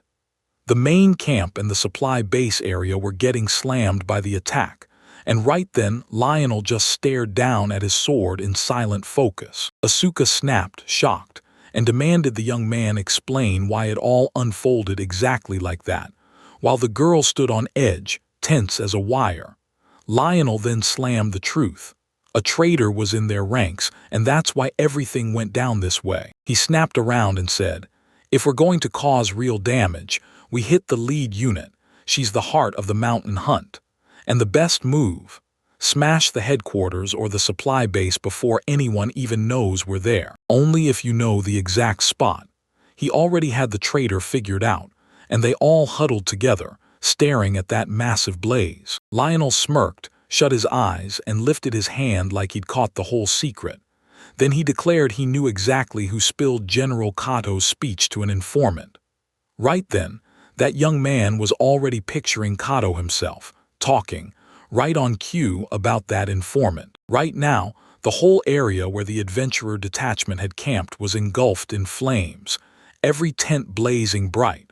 While Lionel kept insisting that meant one thing: the general wasn't going to mount any hunt in the mountains. Yeah, he didn't waste time with anything else. The adventurers would get ready for a mountain hunt. The regular army would brace itself in the foothills. And under those odds, the rebels, outnumbered by the kingdom's troops, would still end up winning. Lionel smirked, lifted a finger, and told the girl to strike with a surprise attack, because in that situation it was the only way it would work. Then he explained his plan. The general wanted everyone to believe the hunt was all set in the mountains. The girls totally gaped at what they just heard. Asuka's mouth hung open as she blurted to Lionel whether he could really be handling the rebels this way. And Lion snapped back, telling her to straighten up, turn her head, and calm down already. He jabbed at the mountain and bragged that they had just won.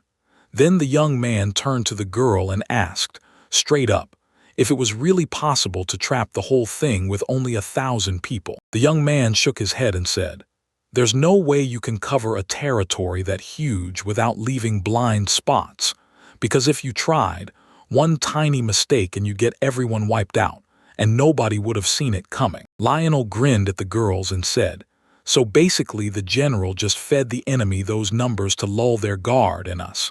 We weren't brought here to smash anyone. We're here to top the ranks back up." The girls stared in disbelief. Asuka snapped, asking if it was really true they'd been brought here to play a disguise job, because nobody in their right mind expected things to turn out like this. Lionel said it best. To put it lightly, it was. He kept going, making it clear that this didn't mean the general left mercenaries and adventurers out of his plans. So yeah, he wasn't just another pretty flower general. Asuka snapped that she was furious, and the general's bet had cost lives. Lionel shot back that she was totally wrong, grinned, and said the general had nailed every safety measure for the adventurers, and even in chaos they still had a chance to score big. Then he leaned in and asked the girls if they got what he meant. Right then the knights clashed with the rebels, but the rebels were starting to steamroll them, drowning them in sheer numbers. Dead bodies of once living knights littered the ground, and one man erupted in a scream, swearing something was pressing in on him, pure terror shaking through him. A rebel lunged forward and rammed his spear straight into his opponent's shoulder, shouting that before they ever left, they had to slaughter as many of the king's knights as they could. The man screamed at full volume, barking orders to slaughter them as fast as they could. And right then, General Kaito strode past that rebel, who was already yanking his sword to jump into the fight. In the very next heartbeat, General Kaito swung his blade and dropped the rebels who just yelled that they wanted to slaughter the royal knights. Then he snapped into control, ordering everyone to calm down as his eyes widened. General Kaito roared that their enemies were ruthless, real threats, warning the royal knights not to play it down. Then he commanded them to close in and surround the rebels. Right then, a rebel warrior burst in from behind General Kaito's and charged straight at him, while Kaito's, still yelling orders, ordered the royal knights to swarm the rebels and cut them down. Right behind General Kaito's, a massive explosion detonated and blasted the rebel who was attacking him. General Kaito's was left completely stunned. He wheeled toward the blast, already coughing out little bursts of smoke, and someone spun to General Kaito's, blurting out whether he'd been hurt. Right then, Lionel, Asuka, Meisha, and Malaria burst out of the bushes, and Lionel immediately declared that the adventurer clan Hope would back the royal knights. Asuka grinned, spun to the soldiers, and told them, "You're not alone. we've come to rescue you." Asuka and Lionel stood back to back as flames swallowed the ground, and rebel soldiers crowded in beside the boys. Eswing swung her sword like it was nothing and wiped out her opponents. Then Lionel stepped in too, cracking into the fight with his blade and mowing down enemies left and right. The Royal Knights nearly gasped when they finally set eyes on Lionel. He was mowing down enemies with insane ease, like a born and bred hero. Lionel lunged. Then the enemy's sword sliced his shoulder instead, and rage surged through him as he worried the Royal Knights would judge him. But there's a twist waiting right there too. Amy's far from calm. Something's clearly off, because the sudden appearance calculation blew up, leaving a ton of gaps. And yeah, now Macy's holy light is blazing on the boy's sword, and Asuka's blade is getting a fresh magical boost too. Lionel figured it was too soon to be shocked. Then Misha unleashed long-distance recovery, and his wounds vanished as if they'd never happened. Just when Lionel caught his breath, a magic bullet from Millie's area tore into the sky, and everyone's head snapped upward. Misha snapped at Millie to keep going, and Millie's partner girl instantly fired off long-range recovery. Then Millie slammed back with magic bullet magic, and you could feel the confidence radiating off them. A massive explosion ripped the air, and Lionel couldn't help grinning. This magical support firing safely at a distance was the smartest move ever. He felt Asuka's joy light up the room and realized he could finally throw himself into a fight with a clear head. Because no matter what, they'd always have each other's support. He spotted Misha and Millie grinning ear to ear, clapping like they owned the moment, and it hit him. These two had everything under control. Suddenly, General Kaido switched his attention to Lionel, smiled, and basically said, "Wow, you two make this look easy," then pressed him to admit it. The man gripped his sword and braced for battle, then spun to the young man and said, "You saved my life, so now you're in my debt." Lionel froze, stunned by what he just heard. The young man grinned and said, "I'll take that as a compliment," then instantly urged General Kaido to get out of this mess, right now. Lionel kept hammering his opponents, and at some point he realized, yeah, the Royal Army's win was already within reach, and Misha and Millie were blasting their magic too. A little later, General Kaito demanded the adventurers' names, and Lionel dropped to one knee, saying, "We're adventurers from Gyria. I'm Lionel of the Hope clan." The girls dropped to their knees right after Lionel.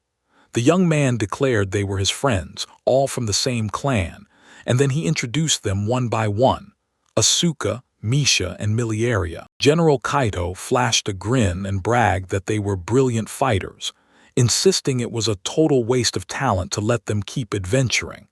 Then he turned to a young man and demanded why he shouldn't join his ranks, and Lionel just stayed silent. Lionel believed that one simple nod right now would crown him as a knight, and the thought dragged him back to that moment in the past when he devoured the book. Because growing up in an orphanage wasn't a sentence, it was fuel for his dream. Lionel remembered meeting Luke, and the truth hit him hard. It's always been like this, and this right here was his dream with Luke. And then he realized that moment was ages ago. The young man blurted out that it was a huge honor to hear those words from General Kaito's, and he even called the general, "Your Excellency." Then the young man stepped up and took charge as teacher for Misha, Asuka, and Millie, and the general nearly choked on shock when he heard him say it. Lionel made it crystal clear. Until the girls truly became full-fledged warriors and showed their real power, he wasn't serving a single soul. General Kaito snapped around, furious, and swore this was Lionel's way of choosing the path of a teacher, never a strategist, despite that divine gift of his. Suddenly, General Kaito burst into loud laughter, and he basically told the young man, "Yeah, then nothing can be done." Even after the refusal to join the Royal Knights, the guy didn't look mad at all. Lionel flashed a shaky smile and thought, "Thank the stars. General Kaito's is way more understanding than that kid ever guessed." Then General Kaito turned to Misha, Millie, and Asuka and praised their teacher, telling them to be proud. So the girls flashed smiles and nodded along, fully backing his words. A little later, the guys sprinted back to the Adventurers Guild, and Jennifer dropped the bombshell that General Kaidos had sent them a thank you letter. Lionel leaned in, agreed with the girl, and insisted that General Kaidos struck him as relentlessly conscientious. Yet all they got back was praise, thanks, and one single letter. Jennifer beamed and told the boy he should feel grateful, because you don't get everyday thanks from someone this noble. And as she spoke, she practically radiated with pride, while Lionel answered, saying he was overflowing with blessings from that man. Jennifer said it loud. Since everything was official and the event genuinely helped the public, the boy's feet would be etched into history books, and then the girl thrust the letter into the young man's hands. Lionel grabbed the letter and figured it wouldn't make him richer at all. Then Jennifer turned to the girls and announced they had gifts waiting for them. Jennifer thrust the magic sword into Asuka's hands, slid a protective amulet into a gorgeous box for Misha, and handed Miliaria a spell-boosting tiara. Then the girls froze, stunned and blushing like they couldn't believe gifts that priceless were really meant for them. Asuka lifted her sword and declared, "I'm the Asuka blade now," while Misha snapped on her protective talisman and swore it would be called Misha's protector, and Miliaria donned her tiara, proclaiming it would be Miliaria's talisman. Lionel shot a smile at the happy girls, then said that if they sold every one of those gifts, they'd be able to trade the hut for a far more prestigious house, until the girls burst into screaming tears, swearing they'd never give up their gifts, and flatly refusing to go along. Then Lionel slipped closer to the exit and demanded to know if they were really moving into that old hut, because if the general ever found out, he swore he'd break down and cry. The girls started yelling that if they sold the gifts, it would be them sobbing, and Lionel would cry too, just you wait. Right then, Luke burst into the doorway and shouted Lionel's name, and the main character froze, terrified by that familiar voice. Luke looked absolutely wrecked as he closed the distance to Lionel, shouting that he'd finally found him. Then the young man backed away from his old comrade. Suddenly, Luke snapped his eyes shut, and right after that, Lionel hurled his own body in front of the girls so Luke never got close. In the very next second, Luke dropped to his knees and erupted, begging Lionel for forgiveness, while the young man was left utterly stunned by what he'd just witnessed. Lionel stared at Luke and realized everything was frozen in time, exactly like it was 5 years ago. Then Luke slammed his head to the floor and begged Lionel to come back to the Golden Thread clan. Lionel flashed back 5 years and braced for disaster, sure that if he came back, Luke would trip into the very same mistakes again. Yet the boy returned to the clan anyway. Lionel let out a sad smile, clinging to the hope that Luke, his brother in spirit, would finally turn things around, that Lionel could somehow reshape him, and that one day it would all actually happen. Lionel finally realized he'd been dead wrong back then. He truly thought Luke would change someday.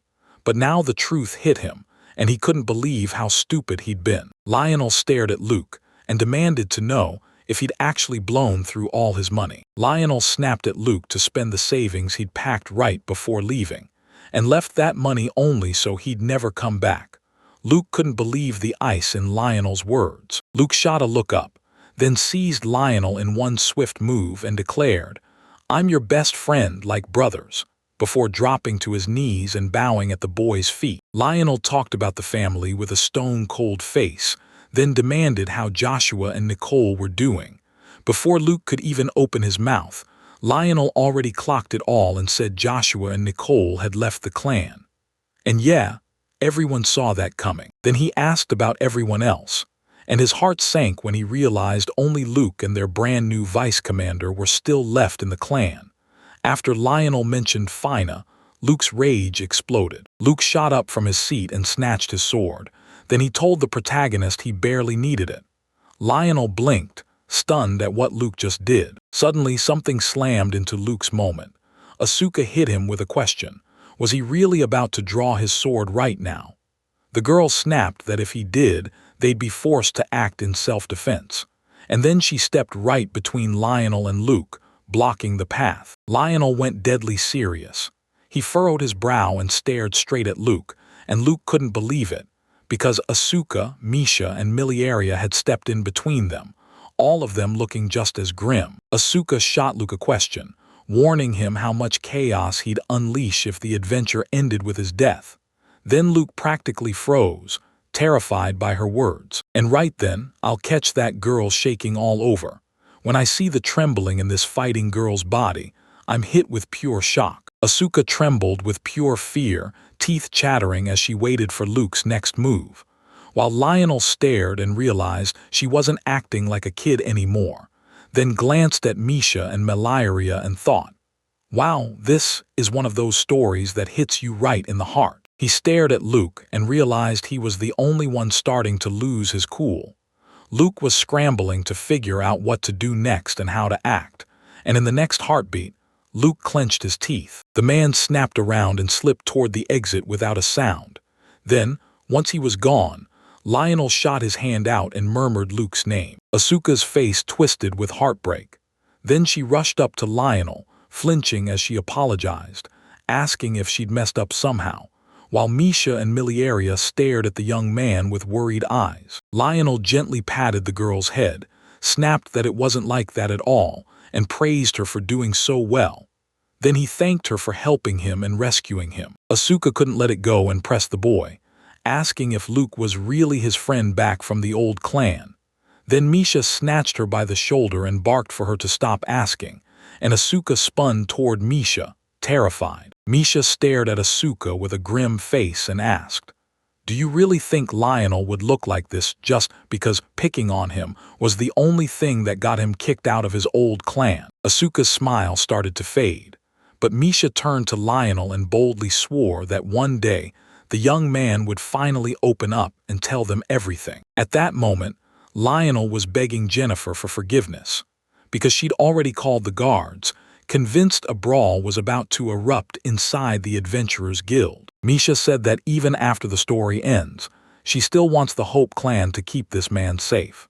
And Asuka was so shocked, she went beet red with embarrassment. Asuka flushed with embarrassment and snapped about the shelter, then nodded like, "Yeah, keep it this way," while a light breeze swept through her hair. Then Misha shot back with a sarcastic, "Sure, everything's fine," insisting Asuka wouldn't let Lionel slip away from them somewhere, while Miliaria chimed in, saying she'd had this nagging feeling that Lionel's been way too focused on Asuka lately.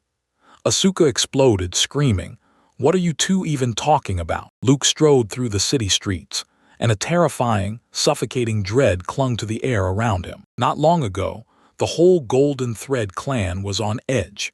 Clan members begged their commander to bring Lionel back, screaming that if they kept flailing in this swamp, they'd never scrape together the country compensation. Another guy snapped that this was the only way.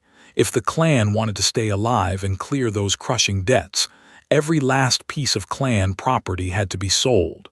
Luke blurted that he was already dealing with it. Right then, Fino stood in the corner of the room, watching. With a stone-cold expression, she grabbed the butterfly hair clip, yanked it free, and tossed it down on the table. Luke snapped that there was nothing left to do, then swore he'd hunt down Lionel later, begging to bring him back even if he had to drop to his knees, only for the guild members to suddenly turn around and realize Fina was gone from the room. Luke marched toward the Golden Thread clan building, and he could feel it. Everything was done for him. His heart was shattered, and he had no idea what came next. He stared at the plans stacking up, and realized the royal family's compensation for that quest falling behind schedule was going to hit hard. Even if they sold every last asset the clan had, it still wouldn't cover a thing. Debt would keep chewing through them.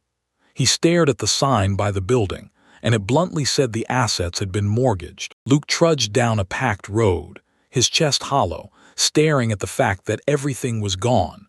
No fame, no property, no friends, and not even a brother. And he couldn't wrap his head around how he was supposed to live or what he was even meant to do next. He figured at least he still had Fina. Then, bam, dark hair and fluttering butterflies burst into view, and Luke's heart sank because it was her, until he spun around and saw pure shock, raging hatred, and total disbelief on his face at what was happening right now. Luke caught Fina smiling sweetly, and yeah, it was warm, gorgeous, but it didn't feel meant for him. This time she was with some unknown young guy, and her smile lit up just for him. The next second, Fina spun around, and terror flashed in her eyes as she realized just how brutally close danger was. Luke yanked his blade out, rage and grief burning behind his eyes after the betrayal. And then he strode straight at the girl who was about to break him. In the very next breath, Luke hacked off Fina's hand, and the girl froze in shock, so hard she barely felt a thing. But Luke's eyes burned with nothing but brutal fury. The next second, Luke got yanked up by the city guards while the man kept thrashing, trying to finish off Fina as she dropped to the ground, bright blood spraying from her wound. After a while, in a noisy tavern, a bard was belting out a song about what went down at sunset. Then he declared, "This is how the butterfly dance ended." And the whole crowd started buzzing, shocked that this poem fit the Golden Thread clan situation so perfectly. Another guy shot back that the tale had no secret plots or villains. So that's exactly why he'd written it, and the men doubled down, insisting there were no villains at all, just fools and lazy deadbeats. The man pressed for answers about what became of the Golden Thread clan's leader, because it looked like nothing but the death penalty was waiting for him. The other guy just grinned and said, "You're lucky you're here. If he'd killed that girl, he'd be dead too. But she lived, so the clan's head only faces prison time, not execution. Because what he'd done was a grave sin, the rest of his life was going to be hard labor. No shortcuts." The men bragged that the clan name Golden Thread sounded amazing, and still somehow managed to fall to the bottom just as hard. On a bright, crystal-clear day, a tiny kitten wrestled with junk wedged in a crack in the house. Then, out of nowhere, Lionel blurted a loud shout and greeted the king of the lions, and the sharp cry instantly spooked the kitten into freezing stiff. Lionel burst with joy because the kitten couldn't snag the trash, and he even told everyone that kittens shouldn't scratch people, so they made him hunt rats. Mileria then grinned and said the young man finally looks like a real father and family man, the only one among his relatives who finds comfort in a pet. Lionel snapped at the girl to stop making up fake characters and tying them to him. It was seriously offensive, and Millie added that they were just too sensitive to tolerate it. She pressed the boy, "So why not hit up a casino or a funhouse instead?" Millie's area screamed, "Bad Lionel." The boy snapped back that kids shouldn't teach adults to gamble, and girls too. Millie Aria laughed it off, then snapped his attention to the boy and told him, "Go out for a walk, stop messing with the girl while she cleans." Lionel shot back that the girl only got meaner to him, time after time. He's got zero money for parties, and he's not about to wander through the forest feeding squirrels. Then suddenly, Millie spots a letter sitting on the table. She reaches for it, ready to see what it says. Suddenly, Lionel slammed his palm over the letter to block Millie from seeing what was written inside. Lionel warned that Millie mustn't read this letter, and the moment he said it, his face sank with pure misery. Even Millie couldn't hide her shock when she saw the young man hand it to her. Millie's eyes went wide. She blurted that Lionel was broke. Then she suddenly shrieked like, "Wait, he's dressed that way." Her mind raced with disgusting fantasies of Lionel, and she gasped that the kid was probably headed straight for a club. Millie burst into screams and told him, "You say we should show restraint with the opposite sex, yet you go wandering after some woman yourself."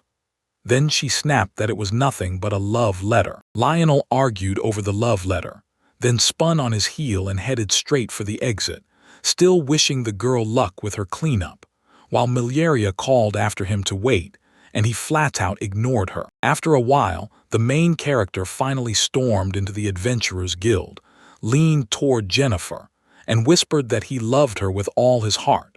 Then he grinned and asked if she'd treat him to a cup of tea. Jennifer shoved Lionel's hand away, snapped that the boy was far braver back in the previous clan, and just like that, he crumpled inside, getting utterly crushed by her cruelty. Then the girl burst into laughter and grilled the boy about whether he'd finally gotten a cat. Lionel snapped, screaming that she really wanted to discuss that right now. Jennifer burst out that she was just joking, then leaned in and asked the boy if he'd been thirsty lately. because right there at the training ground there was a water fountain. He lit up as the memory hit, saying, "Oh yeah, it was there at the training ground." Lionel spun toward Jennifer and demanded, "Don't you think I've been getting treated way too cold lately?" Jennifer blinked in shock and shot back, "Honestly, I don't think so." She told him that since they can't lean on Lionel forever, everyone has to push themselves to get stronger. And when the young man heard that, he snapped, surprised, asking what she meant. He started blubbering and chuckling at the same time, claiming this meant he'd soon be totally useless to everyone, and Jennifer just stared. Because she had no clue what he was talking about, so she demanded, "What on earth do you mean?" Jennifer shoved the boy and snapped that if he still couldn't get it, then he'd better think it through, so she told Lionel to go wet his throat first. Lionel let out a heavy sigh. After a bit, Lionel strode up to a fountain near the training ground and guzzled down the sweetest water, grinning as he blurted that he was alive again, truly back from the brink. Suddenly, he spotted warriors duking it out in a full-on training battle, and the young man figured this was just a bunch of enthusiasts who'd come together to test their skills. The young man stared harder and then it hit him. One of the trainees was Asuka. Lionel shouted her name, but she didn't even so much as glance his way. At that moment, Oscar charged straight into battle, totally ignoring Lionel, who stood right beside her, and Lionel couldn't believe how sharply she moved as she pushed forward. In the next heartbeat, the enemy's sword rocketed straight toward Asuka's head, and she snapped her eyes to the blade as it came for her. Asuka snapped her body aside and dodged the man's sword swing with pure skill, but she was already just a little lower than the blade's path. Lionel kept his eyes locked on Asuka's fight with the young man, stunned by every hit, and realizing her moves were sharpening day by day. The very next moment, Asuka lunged and swung her sword with both hands, like it weighed 10 times her size. But her face never flickered with fear, because she had everything under control. Lionel grinned at the girl, and after just 3 months, Asuka looked nothing like the kid he'd first seen. Maybe one day she'd even top her teacher, Lionel. Lionel stared as Asuka battled the young man. Then, out of nowhere, Asuka snapped her head toward the crowd and spotted Lionel standing right beside her, watching the fight unfold. The girl started waving like crazy and shouting his name, and right then Lionel spotted it.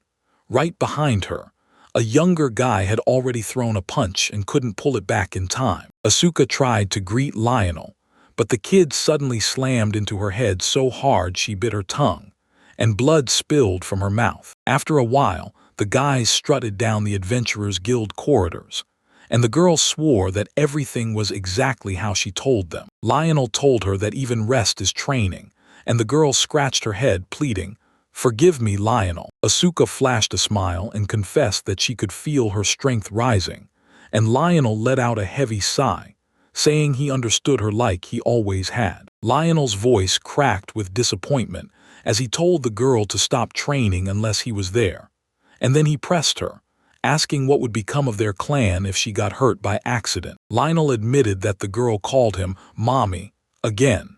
Then he snapped that kids who don't listen to their parents get punished. Asuka spun around, daring the boy to spank her, and when Lionel erupted in panic, screaming that he wouldn't, her face went up in flames with embarrassment. Then Lionel spotted Jennifer waiting nearby, and she flashed a sweet wave at the boys before beckoning them closer. After a while, Jennifer flashed a smile and said she had the perfect request for poor Lionel, and Lionel snapped back, furious because it was true, and the truth only made his rage burn hotter. The young man demanded to know what kind of request could make the air feel this ominous, and Jennifer smirked with cruel delight, only for him to insist he hadn't meant it that way and quickly apologized to the girl. Jennifer said, straight up, that they were being asked to escort someone from their city all the way to the royal capital.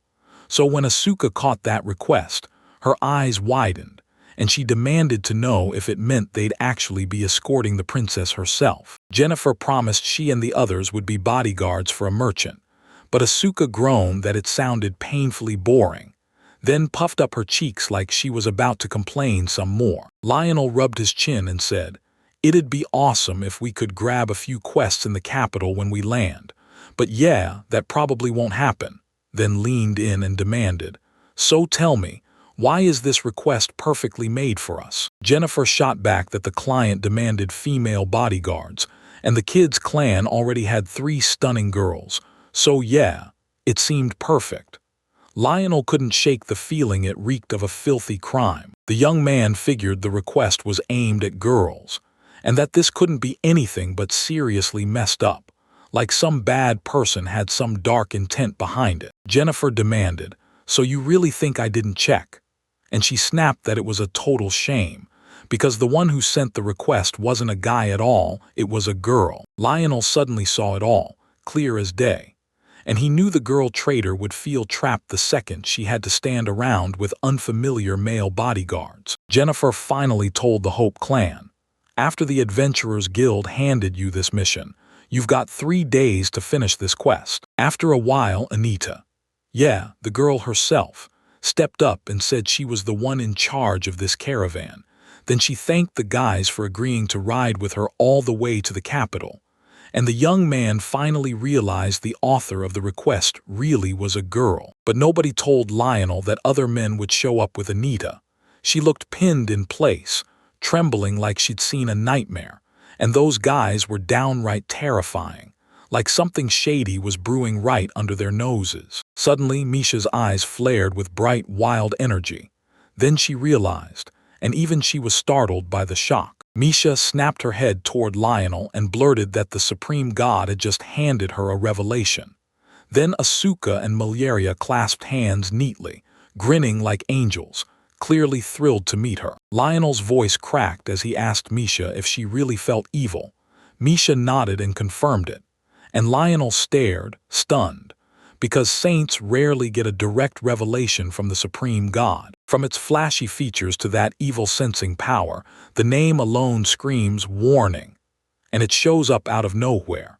Masha jolted the second she sensed danger and instantly warned Lionel. They watched the man clamp his hand on Anita's shoulder, and the moment it happened, it was crystal clear she was uncomfortable.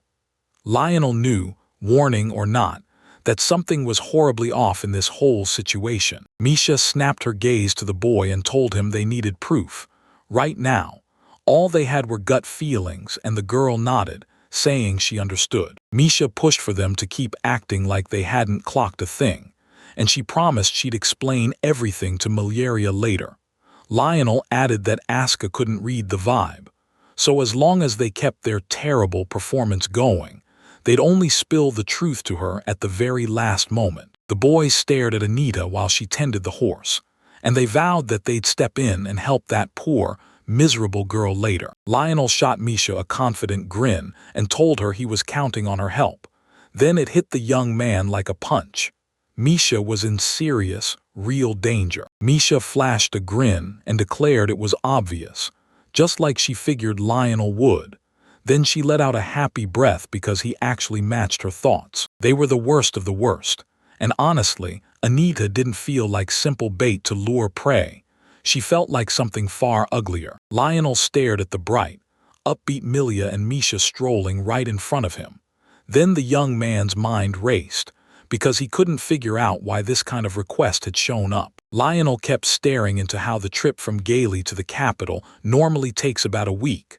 Until 3 months ago, when a brutal storm slammed down and wiped out the main road. It's not finished being repaired yet, so you've got to keep dodging around it. And since it's not a main road, no one even services it, which is exactly where the real danger hits. And here's the kicker.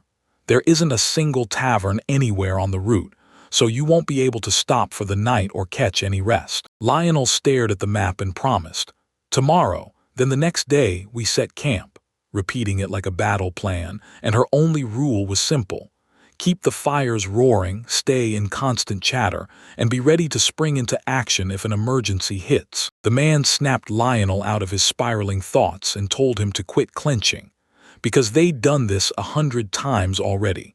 Then urged the boy to finally calm down. With a venomous grin, Lionel hissed that they were brand new adventurers, and that meant they had to be painfully careful, like every single step. The man leaned in and told the young man just how serious he truly was. And that's when everything clicked. His girls trusted him for a reason, and they all realized they could count on the young man. The man with the weird stare said Lionel was dead serious, genuine, and cool as ice. Then they turned to Anita for her take, and when she realized they meant her, a shiver shot through her as fear swallowed her whole. With a heavy, tear-ready look, the girl nodded along with the man's words, and insisted she agreed with everything he said. Yet her face never once lit up with even a hint of joy. Lionel stared at the girl with a heavy heart, while she marched straight to the cart to make sure everything was still okay. Out of nowhere, the man snapped his hand onto Lionel's shoulder, flashed a grin, and begged the boy's forgiveness, saying Anita was just shy.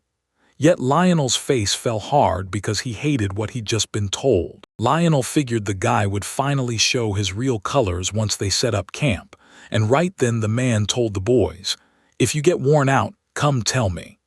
He promised they'd take a proper break while the girls got their strength back, and Asuka nodded, fully on board. He figured the slip in concentration would hit around day 2, and he couldn't miss how skilled those men were.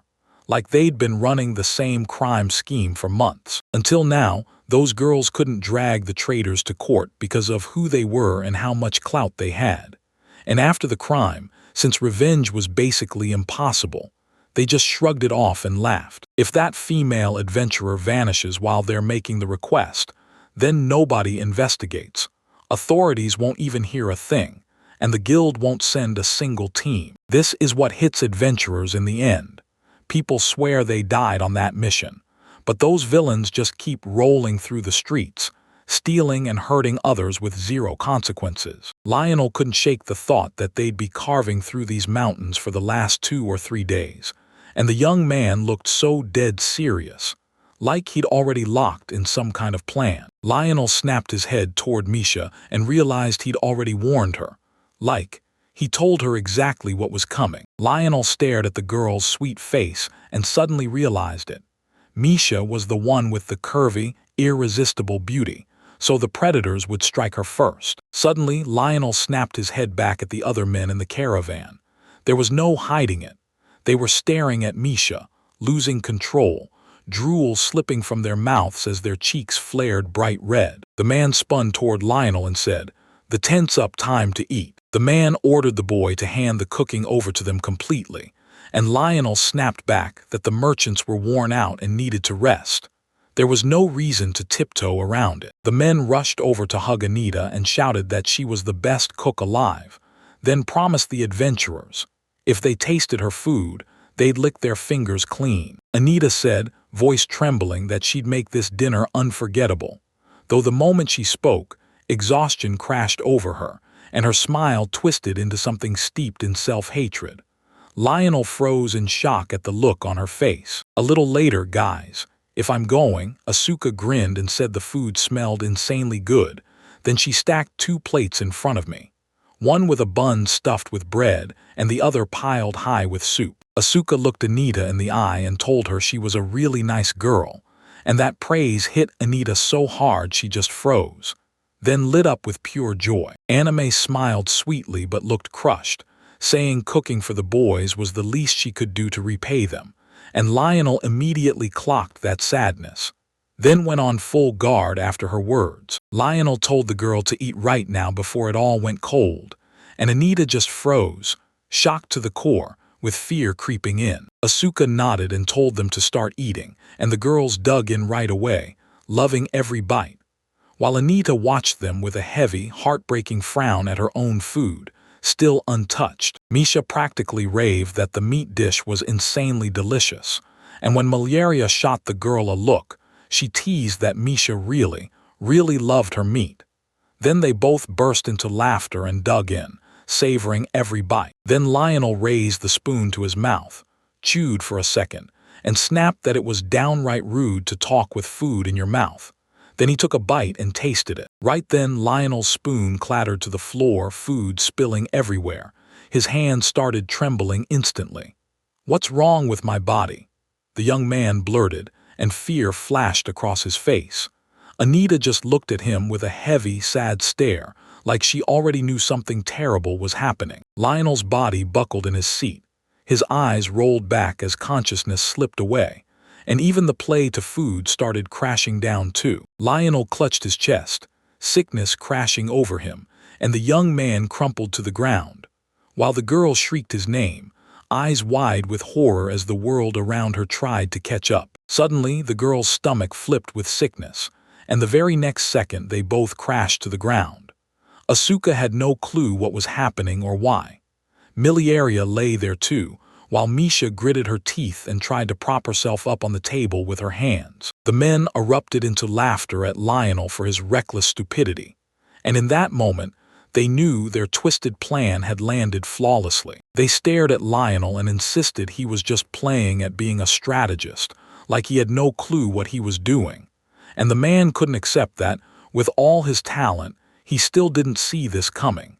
Then another guy gripped a rope and said they had to tie the boy up, just in case. The very next second, they spot something, and Lionel slams into one of the men with everything he's got, kicking as he whips half around. Lionel rolled over like it was nothing, popped up to his feet and barked at the girls, "Move, right now." At that exact moment, Asuka was cackling like a total savage, thrilled she finally got to kill, and the boys had zero clue what she was up to. Then someone closed in on him from behind, and the girls screamed the boy's name to make him snap to attention. Suddenly, Anita lunged out from behind and shut down the man who was about to creep up online, stopping him cold. The young man spun toward Anita and blurted that she'd saved him, and at that instant Anime couldn't believe it. She'd actually held her ground against those men. She clutched the club in both hands and fought to catch her breath. Just a few hours ago, Anita was elbow-deep in preparing food when she clutched a jar of medicine in her hands. Then Lionel suddenly strode up and called her by name, and Anita's whole body shuddered because of it. The girl snapped her head around and said dinner wasn't ready yet. Lionel grinned and told her he hadn't even brought it up. He just wanted to know if there was anything he could do to help her. Lionel told me he always ends up cooking for the girls, so sitting around doing nothing while his food being prepared makes him feel really uneasy. Anime flinched and assured the boy she understood, even though she didn't actually need his help at all. Then Lionel snapped at the girl, demanding she stop lying. The young man insisted nobody had to get hurt anymore, and the girl didn't have to suffer either. Then Anita lifted the jar toward her face and broke down in tears, staring at it like it held her whole fate. Anita wiped her tears away, blurted out that she was crushed with guilt, and admitted she'd been doing terrible things all this time. Lionel just nodded, saying he already knew everything, which is why he came to end it all today. And the moment she heard him, the girl stopped crying. The young man promised he'd help the girl and demanded she help him back. Then Lionel snatched the bottle of medicine from her with a grin, like he'd already cooked up a plan. At that moment, the man dubbed Anita betrayed them, then spun around and snapped at the adventurers that Anita was behind it all, because Anta had fooled every single female adventurer. The men started mocking the young adventurers, sneering, "Do you really think you can pull off all this and walk away?" Lionel slid down beside the men and flat out said he didn't think so. His face was stone dark, and the air felt like he might strike these guys right then. Lionel swore that every adventurer out there hunts revenge for their fallen comrades, no matter how many years it takes. If someone can't get it done in his own lifetime, he'll hand that grudge to his kids, and they'll pass it down to their grandchildren. They don't just hold grudges, they never let them go. If the world finally learns that men really are behind every last one of these crimes, the crying adventurers will get their revenge, and then they'll finally breathe easy again. Lionel is convinced the top guilds in this country need to lock onto what these men have done. Lionel cackled at the top of his lungs like a movie villain, while Anita clenched her fists and trembled with fear. She truly believed he was a good person, but now he looked pure evil.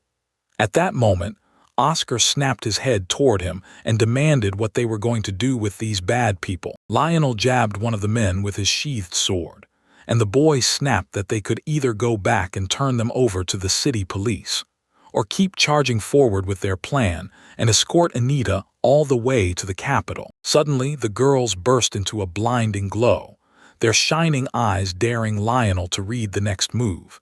He immediately understood what they wanted, so he snapped his head away. The young man's side spoke up, and they promised they'd stick to their original plan, straight to the royal capital of Gorengren. And the girls erupted in joyful cheers, right as the sun finally burst out from behind the mountains. After a while, Ask took the reins and drove the carriage himself, and while the girl cradled her exhaustion, she admitted she was slowly getting used to it, because this whole driving thing was totally new to her before. At the city gates, the girl blinked. Those massive doors hadn't budged yet. She muttered that they were way too big, then realized that was the whole point of Garen Grand, the royal capital. Lionel just grinned and told her they were almost there. The carriage screeched to a stop, and Lionel sprang out to greet the soldier.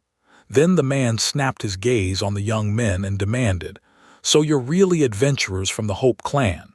Turns out, the city had been waiting on them already. Suddenly, everyone heard the knight's words and whipped their heads toward the carriage, desperate to catch sight of the Hope clan, while Asuka stared back in shock, utterly confused about why her arrival sparked a reaction like this. Lionel strode up to the knight, announced his name, and declared he was the leader of the Hope clan, while Asuka watched, hanging on every word as the young man made his introduction. At that moment, Lionel declared, "Like I promised, we finally caught the criminal who's been scaring the adventurers nonstop."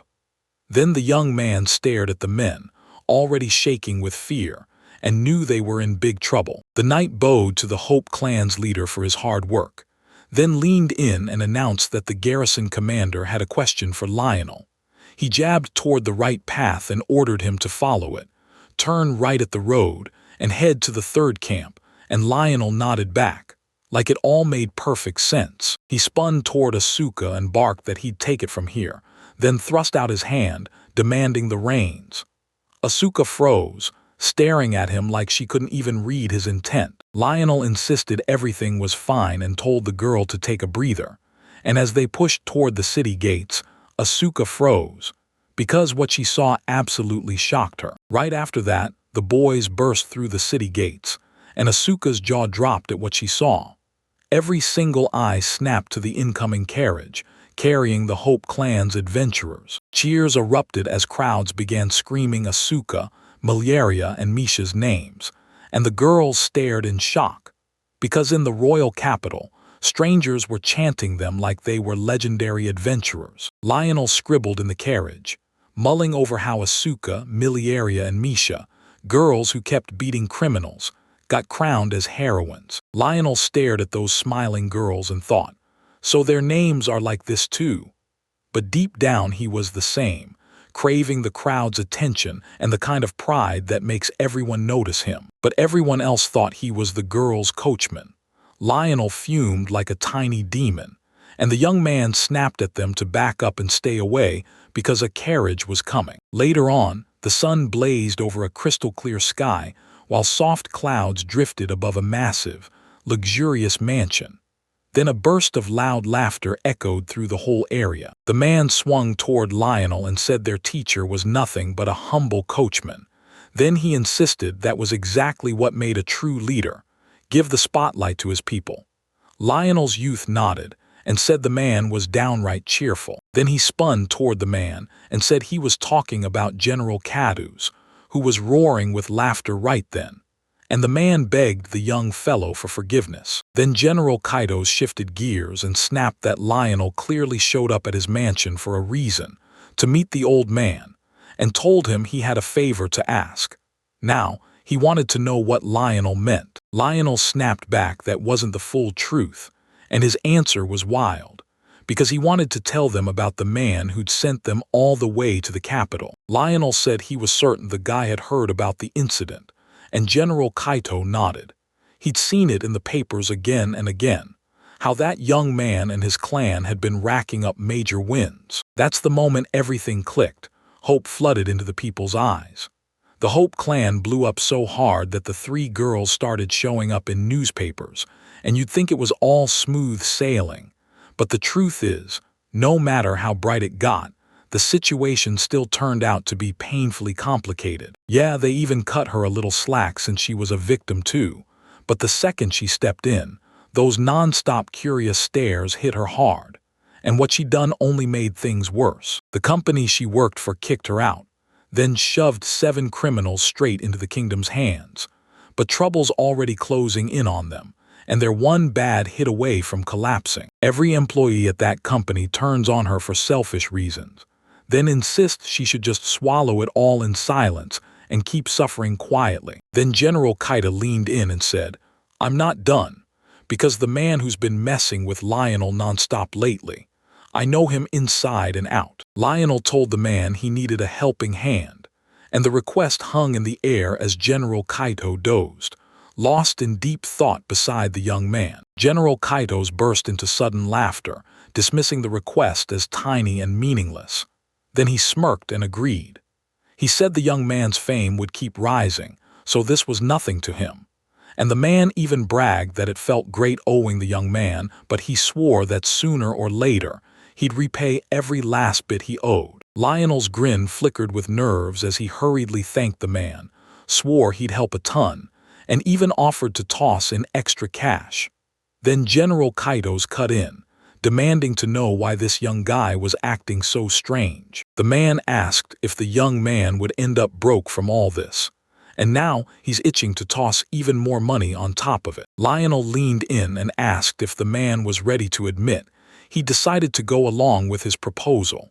Then General Kaita grinned and said, "Why not?" Lionel started sipping his tea with shaky nerves, and the man leaned in, grinning, saying he remembered a couple drunks who blew every last coin backing something just as pointless. The man poured tea into Lionel's cup and flashed a smug smirk, saying they had all the time in the world for tea.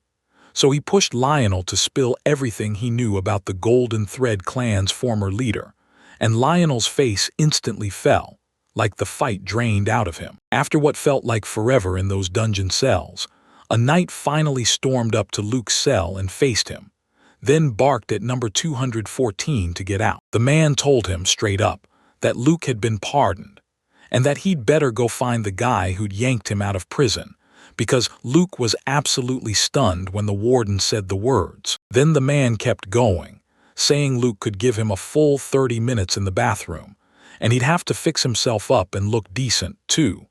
Luke didn't even realize he had that kind of power, and he was absolutely stunned. The man marched Luke into the bathroom and promised he'd be back in half an hour, then vanished.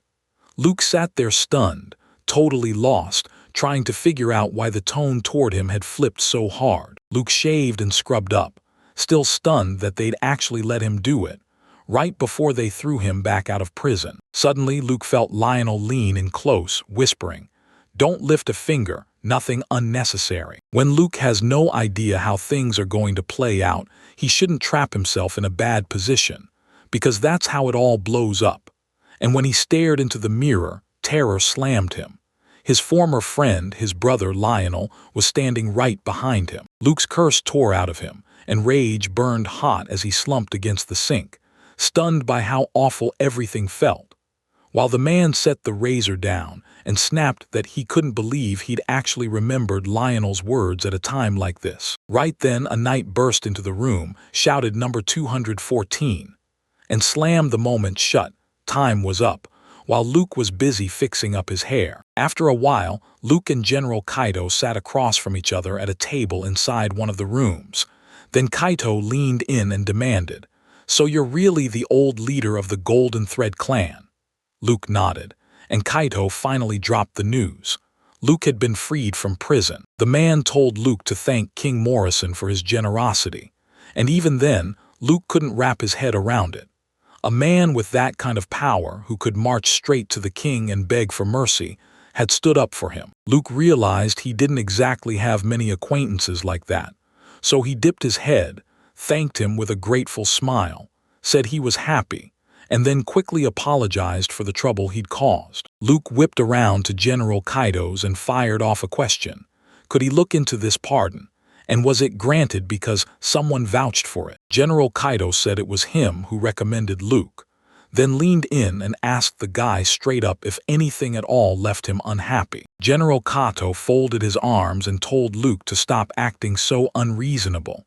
Yet Luke just stayed there, sitting still with his head bowed. Luke figured he and General Kairos were strangers, so he refused to back him up, like that wouldn't be the key.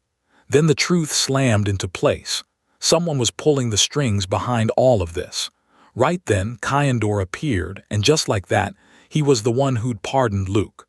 Luke's smile snapped on, but it was pure anger and poison. Luke balled his fist, staring in disbelief, because why in the world was Lionel pitying him? What was even the point of all this? If he truly felt sorry, then why did he ignore the golden thread crisis, and now come at Luke with that smug, arrogant help? General Kaito hurled Luca a bag of money and barked that it wasn't much, but it was his. Take it. Then he added that this cash should be enough to get him back on his feet for now. Luke pictured Lionel right behind him, tossing him this bag of cash just to humiliate him. Then the man finally got it. Lionel wasn't mocking him at all. This money was a gift. He figured his old brother in Comrade was just sneering at him, openly tearing him down. So Luke's hands rattled as he clenched them into fists. Then he turned around and thanked General Kaitos for his generosity. After a while, General Kaitos swept Lionel an invite to his mansion. Then they ditched the noise and slid their conversation into a tiny gazebo tucked deep in the garden. General Kaitos told Luke that, when he dropped those words, Luke actually got it, and the second the man saw Luke's eyes, he knew the truth. They were sharp, panicked, and cornered like a wounded animal. Lionel let out a sad breath and said he understood exactly what General Kaitos meant. A heavy shadow clung to the man as he stared Lionel down, saying that if he were in Lionel's spot, he'd strike him dead on the spot and walk away, because he was sure trouble always comes from people like that. The general warned Lionel to stay sharp, because one day his old friend and comrade, Luke, would hunt him down. Lionel just grinned and said, "If he comes, I'll kill Luke. Consider it a correction." General Cadus nearly fell out of his chair when he heard Lionel's speech. Lionel's words shook the man so hard he blurted that the young fellow was a total oddball. Lionel just scratched the back of his head, laughed awkwardly, and tried to play it off with nerves. General Kato then snapped back to the tale of Anita and the girl. He scratched his chin and said the boy just wanted what was best for her, and that made sense, right? But then the man shot back and demanded, "So why not simply hire Anita into your clan?" After that question, Lionel started trembling like he'd been yanked by the nerves, and he stammered that he didn't have the cash to hire help for the clan. While General Kaito realized he just dug up the one painful truth Lionel couldn't dodge. He snapped back in disbelief that a strategist like that was stuck in miserable poverty, then told Lionel, his offer still standing, come work for him and become his second in command, and he'd never have to chase money again. Lionel flashed an awkward smile and told General Kaito his offer was crazy intriguing, then said he couldn't ditch his girls, not until they leveled up into first-class adventurers. Lionel gathered the team and broke the news, and Asuka started rattling the bag, yelling that every last coin was gone, while Misha, burning through her final strength, gasped that she was starving. Lionel couldn't shake the thought that they'd never rise into first-class warriors. Lionel burst into tears, blurted that he was the girls' teacher, and begged them not to leave him behind, because he couldn't stand being alone with them. This was killing him. Then General Kaya leaned in and said Lionel was basically like their mother too, the kind who struggled every day to keep all her children in line. The man pushed for a killer job offer, big pay, right up for the Hope clan, and Lionel wiped his tears instantly, saying it sounded amazing. Later on, Lionel gripped the letter in pure fear, convinced he'd agreed way too fast. Yet he still couldn't shake the sense that something about this request didn't add up. Lionel stared at the reward for finishing the job, baffled. Why would they pay more for scrubbing a mansion than for slaughtering goblins? Asuka was buzzing with relief that General Kaito had protected Anita and the Hope clan, and that he even handed her Jennifer's sword. Because in Asuka's eyes, Kaito was a genuinely good guy, her second favorite, right behind Lionel. Milia's voice cut through Asuka's happy cry, and she slowly whipped around to stare at Lionel, standing right there, way too close. The girl clasped her hands and said, "If we keep giving the general all this, it only means one thing. When General Kaido hits an emergency, we'll have to sprint in to save him. Am I right about that?" Misha was chomping on a sweet, delicious lollipop when she glanced at Lionel and told him it was awesome that he and General Kaido's were friends. The girl kept licking the candy, but then Lionel snapped that he wasn't sure it tasted right. Misha's eyes went wide at hearing that kind of honesty from him. Lionel warned that if General Kaido's ever loses his power, or gets labeled as a rebel, then the entire Hope clan, every single one of its members, will get dragged into the fallout too. Misha and Millie stared at Lionel with total seriousness, like they'd never even imagined this could happen, so there was zero room left for jokes. Asuka teased Lionel with a laugh. "If you think too much, you'll go bald." And Lionel instantly panicked, frantically patting his hair like it was about to disappear. A little later, as evening rolled in, Asuka was sobbing and screaming, ripping into General Kaido's, calling him a total fool and boiling over at the fact that this general even dared call himself one. Lionel spun to the girl and told her that this morning she'd shouted the exact opposite, because she loved General Kaido's hard. Then Asuka, all punk swagger, wheeled on the young man and blurted that she had no idea he owned a mansion that big. Miliarius let out a heavy sigh, stared at the girl, and told her the payout for this job was massive. So yeah, a giant mansion was guaranteed. Misha burst into laughter and said it was obvious the bigger the money, the tougher the task. Next thing you know, the girls were stripping off their clothes and getting right to it, because Misha snapped that if they kept sulking, they'd never finish the work they'd been hit with. Miliaria fired back that she'd start with the second floor, and she'd begin immediately. Lionel's face burned with embarrassment as he slapped his hands over it, then fumbled for the scattered clothes on the floor by feel. The young man demanded to know why the girls had even undressed, and Misha shot back that they did it so their clothes wouldn't get stained. She said if they got dirty, they'd just slip into a bath, then slog home in whatever they had on. So Little spun around, started waving at the girl and shut his eyes, while the young man told the girls to grab a change of clothes. Suddenly, the young man reached out and brushed Misha's form with his hand. Misha shot up in a scream and told him to stop right away. Her face went red, and she instantly shut her eyes in embarrassment. Lionel blushed, jerked his hand away, and shot out an apology to Misha, swearing it wasn't on purpose. Then Misha covered her cheek, mortified, while the girl just stayed silent and refused to answer. Lionel snapped, confused as he fired off questions. Did the girls really show up with no spare clothes? And did he really have to keep checking their luggage before every mission? Miliaria yanked her clothes together and snapped that Lionel was dead wrong. Then Lionel leaned in and demanded, "Wait, am I really that wrong?" Miliarius flashed a confident smile at the young man, and the girl cut in fast, saying these were the only clothes they had, then repeating it again like it was the whole world they'd been left with. At that moment, Asuka ripped off her underwear and declared it was time for their first huge request. Then she borrowed money and grabbed everything they'd need for cleaning. Calm, confident, and totally unshaken, like she wasn't even embarrassed in the slightest. Lionel snapped at Asuka in full panic, warning her not to strip off her underwear just because they weren't home. Suddenly, it all clicked for the young man. His eyes widened as the truth hit him, and he snapped, "Stop," to the girl while he scrambled to process it. The young man stared at the girls sprinting toward the mansion and demanded if this meant they were somehow stuck in debt, and the girls shot back as they vanished after them. What difference does it make?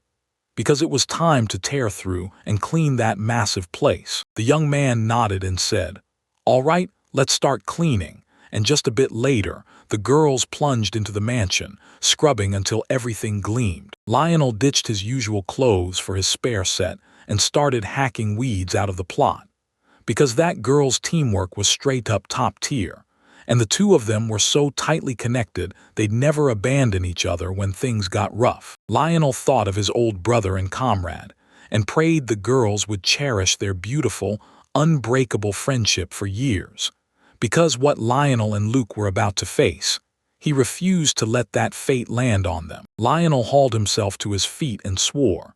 He couldn't believe this garden was so massive, and the thought of working here for ages made his stomach drop.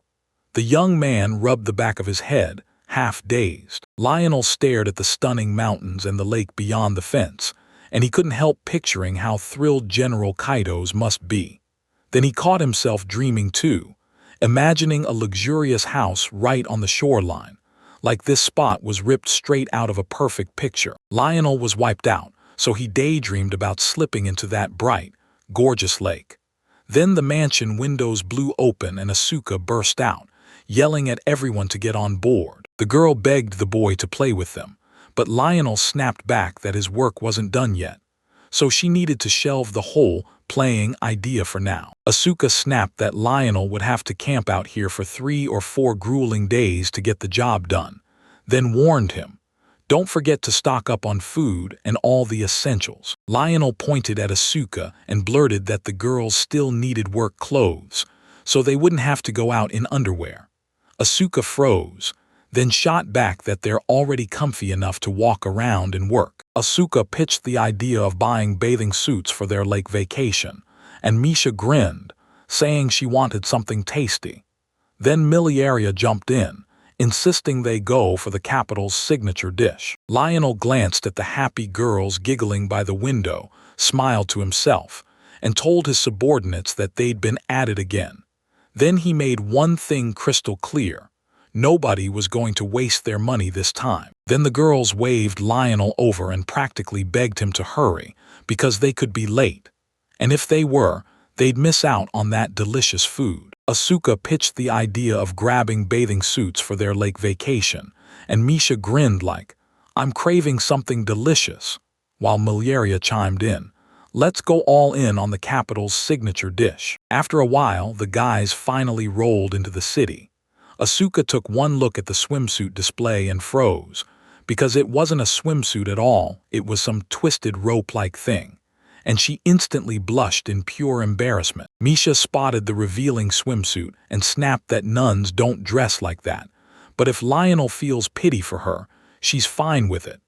Then Lionel answered that nobody's forcing girls to buy clothes in the first place. Lionel stared at the work clothes, told the girls exactly what they needed right now, and his voice turned razor serious. After a bit, the girls snapped into their work clothes, light shirts, light trousers, and Misha stared at her uniform like it stole her dreams, blowing every hope straight out of her life like the wind. Lionel leaned in and told the girl that anything sounded better than being stuck working in just her underwear.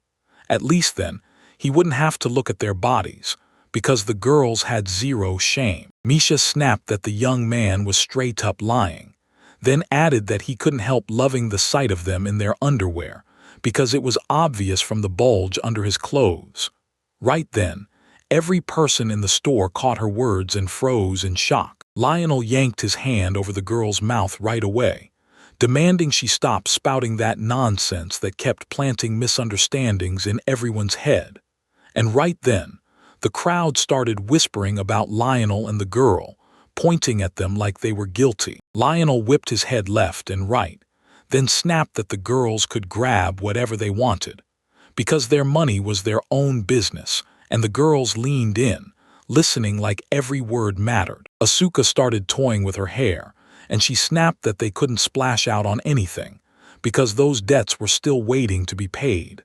Then Lionel chimed in, claiming they'd finally cracked the money problem for good. Lionel grinned and promised that once they were back at Haley, he'd foot the bill for the girl using the clan's budget, because an adventurer's gear has to be paid for by the clan that owns the belongings. The clan feeds itself off what its members earn, so it pushes its adventurers to get the best gear possible, turning them into money machines that bring even more profit back. Asuka stared at the boy, totally baffled, and demanded, "Is that really what's going on?"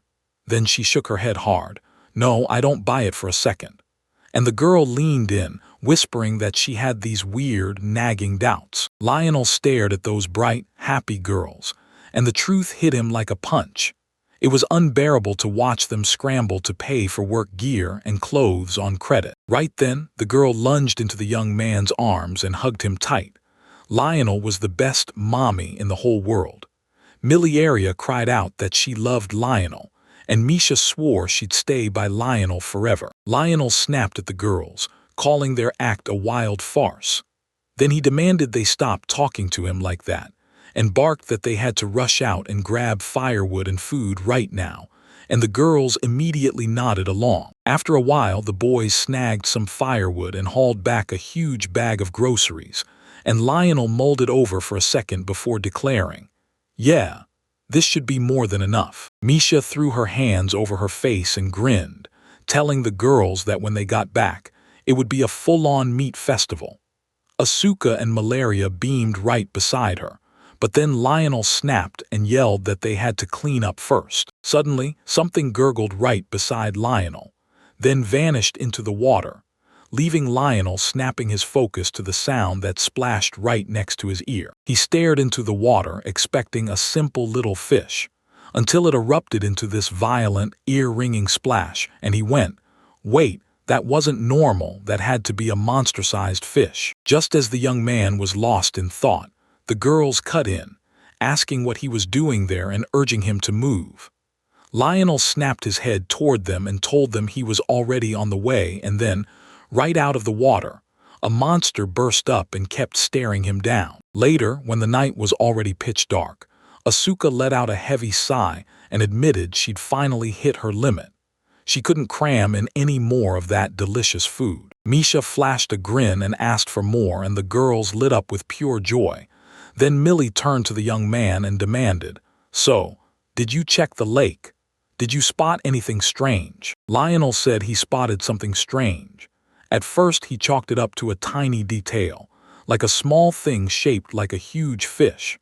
Then the boys scrubbed the dishes side by side and chatted, until Asuka suddenly snapped their attention with a glance out the window and called Lionel. The girl blurted that the city looked all wrong, and Lionel demanded to know why. Because something huge was tearing through the streets, smoke crawling up, lights blazing everywhere. Terror ripped through the crowd as screams tore the air. Everyone shouted that monsters were closing in. Then, right on cue, fish-like horrors lunged into the chase and clawed and struck at the people fleeing straight toward them. Lionel, Milia's area, Misha, and Asuka jolted with shock when they heard screams tearing through the streets, frightened people, panicking, and they couldn't wrap their heads around how monsters could possibly show up in the middle of the city. Lionel stared at the fish-like monsters and said their name was Sahagan. Then the truth hit hard. They slaughter and chow down on people just for laughs, because these aren't just monsters, they're the real demons. The girls whipped around and shouted his name, and he just stared back with total calm. Then nodded, promised he'd start preparing everything he'd need right away to take on those monsters. Then he snapped his head toward the girls and told them, the moment they were ready, to step outside and start tearing into the monsters. And the girls nodded right away, dead serious. Soon enough, people were screaming for salvation, but those monsters swarmed like a pack and tore through the helpless citizens, mercilessly slaughtering them with zero chance to escape. A man barreled up to the dark-haired boy, barking that he was a guard, then ordered the guards to wipe out the monsters that had crashed into the city, only for the guard to panic and blurt that he'd never faced anything that brutal before. Right then, a lizard-like monster shot toward the civilian and drove a trident-shaped spear straight through him. He gasped out one last scream as blood poured out, and the guard recoiled in pure horror. A man screamed at the top of his lungs that monsters were tearing into the city. Then he spotted the monster that had just killed someone moments ago, but he never felt the shadow of another monster creeping in right behind him. In the very next heartbeat, one monster ripped the guard's head clean off, and the second drove a spear straight through him, while right nearby a little girl sobbed, yelling for her mom and dad. Suddenly, the girl's eyes snapped to a monstrous giant standing right beside her. She cut herself off mid-sentence, turned to her parents, and demanded where they were, terror etched all over her face. The girl suddenly shriveled up and threw both hands over her head, because that monster was about to seize her and end her. Then Asuka, right behind it, slashed with a sharp sword and sent his head flying clean off. Asuka shot her hand out toward the crying girl and asked, "Are you okay?" The sobs stalled on her lips, and she blinked up at Asuka, finally meeting her eyes. Asuka grabbed the girl tight to her chest and called Lionel, and the girl suddenly said she'd already killed that monster. Then it hit her in Asuka's arms. She'd been saved. Asuka then shoved the little girl into the care of the other civilian adults and steadied her with her own hands. Right then, Lionel snapped at Asuka, warning her not to drop her guard for even a second. The boy told Asuka she got lucky to land a hit on the monster's weak spot, but they were moving so fast. He snapped that she couldn't afford to leave her back exposed. So Asuka tightened her grip on her sword and swore she understood. The very next second, the monster lunged at the girl, brandishing a trident-shaped spear and screaming like it wanted to tear the air apart, while Asuka snarled through clenched teeth and swung her sword to block, fighting a strength that felt terrifyingly overwhelming. The very next second, she screamed and swung her sweeping attack straight into the monster, smashing it with pure, effortless confidence. The monster froze in shock, then reached up and brushed Asuka's shoulder, right where a nasty little scratch suddenly popped out. Asuka grinned and bragged that she'd managed to cut the monster after all. The monster stared at his bloody hand, clutching a few of its own torn scales. And then, with a savage scream, it lunged straight at Asuka to end her. The monster started stabbing the air with his trident spear in rapid bursts, shrieking like something possessed. Then Asuka snapped out of the way and screamed that this thing was absolutely furious. Right then, a lizard-like monster lunged in with a trident-shaped spear aimed straight at Asuka, and she barely dodged, heart pounding.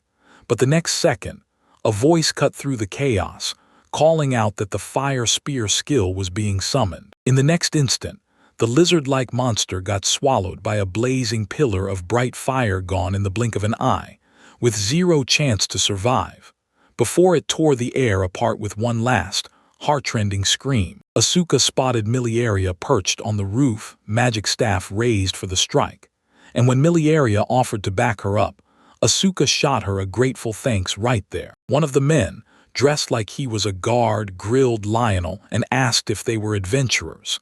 Then he snapped that the real guard squad was rushing to the lake, where tons of wounded were waiting, and Lionel just nodded, letting him know he got it. Lionel roared for Miliaria to back him up, and Asuka clutched the staff like a lifeline. Then Lionel snapped at Misha to sprint to the lake and fire restore from range. As the guards battled the monsters, they yelled, "Now's our shot!" Since the adventurers had kept the Sahagins busy, they seized the moment and began a coordinated retreat. Lionel thrust his sword forward and roared to the guards that the Sahagin were tearing through the right flank. Then he screamed, "Hit them now!" The men bolted straight at their foes, yelling for them to fall and die before the seconds ran out. With axes and knives in hand, the men surged forward and started hacking into those lizard monsters, and they absolutely shredded them. At that moment, Asuka spun toward Lionel, grinning, and told him she felt insanely cool, like she'd just powered up. Lionel wiped the sweat off his brow and praised her, saying she was doing great. Then the kid flashed a grin and snapped at Asuka to never drop her guard, because these scaly lizard monsters weren't the kind to flee like those puny goblins. The girl stepped up to him and said she finally got it. Then she promised she'd watch his back, urging him to take position behind her, because if he was going to lead, she'd make sure he stayed safe. Lionel told the girl he wasn't counting on her at all. Then, the instant those words hit, they bolted in opposite directions like enemies who'd already decided to fight again. Not long after, Lionel took charge of the local guards and barked. Those monsters slipped right into the center, drive them back out of it. The men caught the urgency and nodded, ready to follow his command. The lizard monsters bristled with rage and geared up to strike. One of them hurled a spear at the young man, and Lionel narrowly dodged, snapping into the truth that he was way too close to danger. The monsters started to pull back, and the guards charged after them. Lionel snapped into action, knowing he had to unleash his fighting spirit and crush them with numbers. So he ordered the right wing to hold their ground. He barked for them to retreat and bait the enemy. And with the monsters on the ropes, the men practically cheered, telling Lionel they'd obey and calling him Lord Strategist. Milia, with her long-range magic, and Misha, with her healing powers, stood on the building's roof. Then the humans shouted that they only needed one more breath to win. Lionel and Asuka stuck close together, and then someone yelled that he'd found a second wind, saying they'd absolutely crush those lizard-like monsters and win. After a long, brutal fight, the lizards finally got wiped out, so the survivors rushed in, covered their fallen comrades, and broke down as grief hit hard. Asuka slipped past them, spotted a lion else parked on a wooden box, bragging that it was finally over.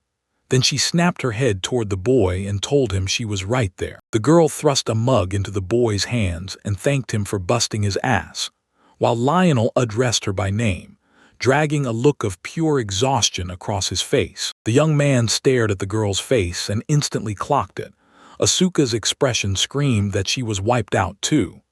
He thanked the girl for the drink she'd brought, and Asuka shot back a sweet smile like nothing was wrong. They clapped fists together and Lionel lit up, saying this fight was awesome. The girl shot back with a warm nod, then cracked a smile that looked like it cost her every last drop of energy. Asuka's name ripped through the air, and she spun around. There stood the little girl she just rescued from that lizard-like monster, grinning as she hurriedly thanked Asuka for saving her. The girl jabbed a finger at her mom and dad, and they both nodded like everything was okay, telling her they were safe. And then she blurts out that she wanted to ask something, leaving her totally stunned. The girl grinned ear to ear and thanked Asuka for pulling them out, then thrust a beautiful flower into her hands.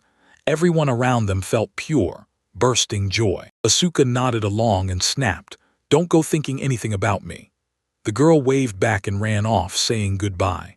Lionel watched it all, and then Asuka, flower in hand, wore sadness like it hurt. After Lionel, Miliaria, Asuka, and Misha partied over their victory against the monsters that hit the city, Luke slipped through the empty night streets, drowning in his own thoughts. In a creepy, unfamiliar dark void, Luke sat hunched over, rested on his knee, and softly called out to his old lover, Fina, the one he once brutally hurt. Suddenly, fury lit up the man's eyes. He screamed at the girl, demanding why she betrayed him, and then he launched his sword straight at her, his face screaming pure murder. But it turns out all of it was nothing, just a brutal bad dream that Fina had, and the second she opened her eyes, pure horror hit as she woke up, fighting to shut down the nightmare for good. The girl snapped awake in her hospital bed, and the second she did, a brutal jolt of pain shot through her arm, ripping a sharp cry right out of her. She replayed what Luke had done earlier,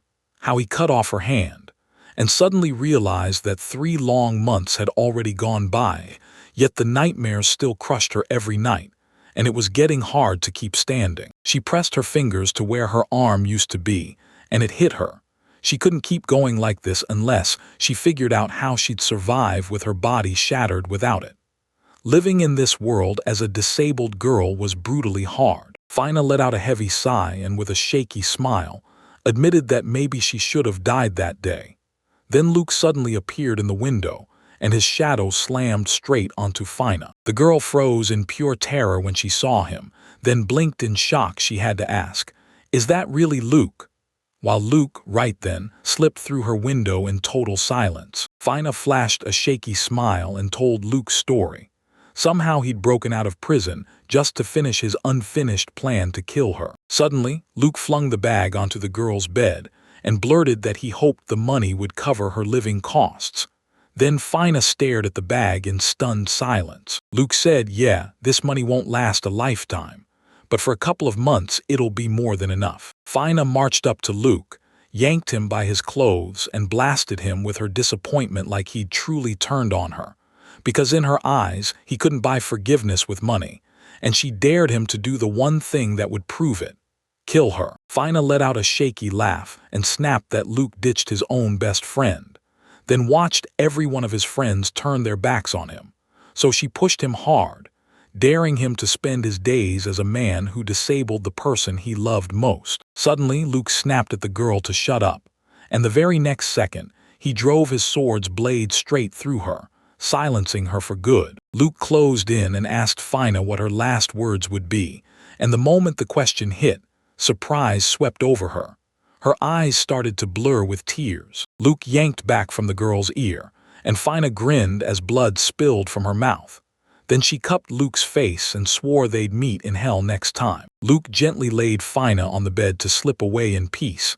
Then he let out a tiny laugh and promised her, "I'll grab the girl soon." Luke shot a blazing, wild-eyed grin as he poured out thanks to his best friend and brother Lionel, only to find Lionel's face twisted with malice. After a while, Lionel finally reached General Kaito's mansion, and when the conversation turned to handing him a medal, he froze in shock, completely baffled about what in the world he was supposed to have earned it for. General Kato folded his arms and said the city's mayor was pouring out his deep gratitude to everyone who fought off the monsters that struck their city. Then he told the young man, "Don't be shy. Just take the medal." Lionel shot back that even though General Kaito's himself had said it, they still hadn't finished cleaning the general's mansion. Kaito's just shrugged and promised he'd hire someone new to wrap up what the boys couldn't, because the city had been slammed by monsters. General Kaito snapped that a true hero of the city shouldn't be scrubbing someone's mansion, and then he challenged the young man, asking if he might be mistaken. Lionel was totally stunned by the blow, and he didn't even know what to say back. Then General Kaito's, Lionel, Miliaria, Asuka, and Meisha shot out of their seats and headed for the exit, while General Kaito's told the young man that he was planning a dinner party, urging the boys to get a solid rest so they could enjoy the night together. Lionel's jaw dropped at the man's words, and he couldn't even get a reply out, because who actually gets a dinner party where they're the main character every day? Right then, Asuka slipped in behind the boy, and the weight of the moment crushed her. She stared at the medal and knew, deep down, they didn't deserve it. Milia strode up to the girl and launched into her speech about how the city had been wrecked by sheer disaster. Then she hammered home the point that they didn't even deserve a medal that grand. Misha popped in mid-thought with a grin, told the girls not to spout nonsense, because they'd saved countless lives and kept the city from getting razed to the ground, and she held their gaze with a gentle, kind smile. Miss High snapped Asuka and Miliaria's names out loud. Then the girls went instantly on edge, because when Misha called them, they remembered that flower the little girl had pressed into Asuka's hands. Lionel watched the girls light up after Misha lifted them, and he realized he didn't have to drown in sadness for the ones who couldn't be saved. He had to celebrate the ones who were. Then it hit him. Lionel finally understood the full weight of Misha's words. Misha beamed, and her whole aura practically shimmered. Lionel couldn't stop staring, convinced she looked like a holy priestess. Then he snapped out of it and realized she was just Misha cheering her friends on. Misha cut right into Lionel's thoughts and said, "Too bad, there's a dinner party waiting and this one's basically a feast with tons of meat." Lionel snapped back, "No way, we're not that hungry." In Kaito's mansion, the young man rubbed the back of his head and admitted he never saw an evening this incredible coming. He thanked the general for his generosity, especially for the suit he'd handed him, and General Kaito shot back that the young man had left a real impression. General Kaito stared in shock, stunned that the young man could knock down the mighty Seikens with those powers. Then he pressed him, asking if he truly thought he could rise to become a commander and lead the military. Lionel just noted, grimly, that this was the third time the general had asked the same question. General Kato's wheeled toward Lionel and demanded, "Where'd my sweet daughters go?" Lionel wouldn't meet his eyes and muttered, "They're not far, it just doesn't look like it." The young man and the older man stared at the stunning Asuka, Misha and Emilia too.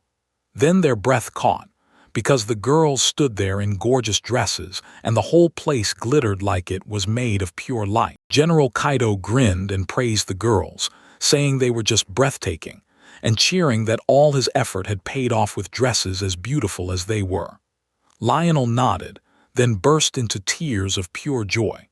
And the young man realized it felt exactly like a mother watching her daughter's wedding. Lionel watched the girls weave through the guests, and memories of their brutal missions hit him hard. Asuka, Misha, and Miliaria had grown up, sure, but he couldn't shake the feeling they were still acting far too mature for their own good. Lionel's thoughts got yanked away when the mayor cut in, asked what he thought of the dinner, and nodded to General Kato's. The general nodded back, and Lionel's eyes widened as the crowd of drunken men kept multiplying by the second. With the city mayor pivoting to Lionel, he couldn't stop repeating how he still couldn't believe he'd beaten the Sakyans, praising his skills like they were legendary. Lionel just figured General Kaidos had already drilled the exact same words into him, over and over. Lionel shot down the man's request, and the mayor stared in shock as Lionel kept refusing. Yet Lionel pressed on, saying the real key was this. They weren't going on the offensive, they were locked into a defensive battle. Because the defenders loved the city so fiercely, they threw their lives on the line without fear. So when that moment hit in the hall, the men guarding the city erupted in joy, smiling like victory was already theirs. Lionel raised the glass to his lips and admitted it didn't all belong to him, because the young man behind it was nothing short of gallant and polite. Suddenly, the mayor clapped Lionel hard on the back and burst into laughter, saying he found the young man's modesty incredibly impressive. And just like that, Lionel's humility had the mayor absolutely delighted. Lionel choked, then wiped the rest of the drink off his mouth in a hurry, staring right at Mr. Mayor, demanding answers in his head about his modesty, and instantly realizing that claim wasn't true. Lionel locked eyes with the bright-eyed Asuka, Misha, and Miliaria, and it just clicked. Of course people fight to protect what they love, and you could see this young man loved his girls with his whole heart. He remembered how the whole city burned with the urge to fight, because protecting what you love matters. And the young man figured that whether it's a city or a family, everyone eventually slips into despair and fights to the very end, even if they never wanted the conflict in the first place. Lionel mulls over everything he did and realizes he didn't just act. He exploited every last emotion the city's people were carrying, and if the right commanders with the general's staff had been in charge, they would have handled the whole incident flawlessly. Suddenly, Lionel snaps back to reality, and the dread hits again. It's happening to him all over. His mind has slipped back into analysis mode. Just as his thoughts started to spin, General Kaitos cut in, staring away like he didn't want to be caught, while the mayor stepped in, smiling like he knew exactly what mattered. Kaitos declared that it was moments like these, powered by those kind of traits, that truly forged aspiring heroes. General Kaito waved at Asuka, flashing his confidence to Lionel that his daughters would stay safe and carefree. Then Asuka slid right back into the greeting in Miliaria, while Misha grinned at the general. Just as Kaito Senlionel and the mayor were deep in conversation, the mayor cut him off, snapped that he's been chugging drinks nonstop, then leaned in and asked if Kaito had ever tried any truly tasty dishes.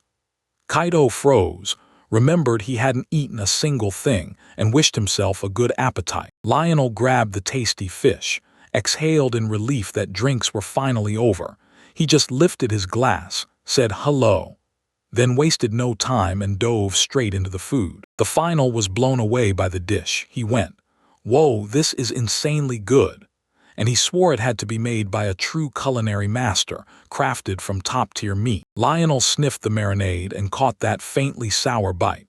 Then, bam, he tasted onions and wine in the dish, and he realized this meal was basically the whole world of flavor and top-tier quality packed into one insanely expensive cut. Lionel started trembling, convinced that if he could just get that dish home, he'd cook it perfectly.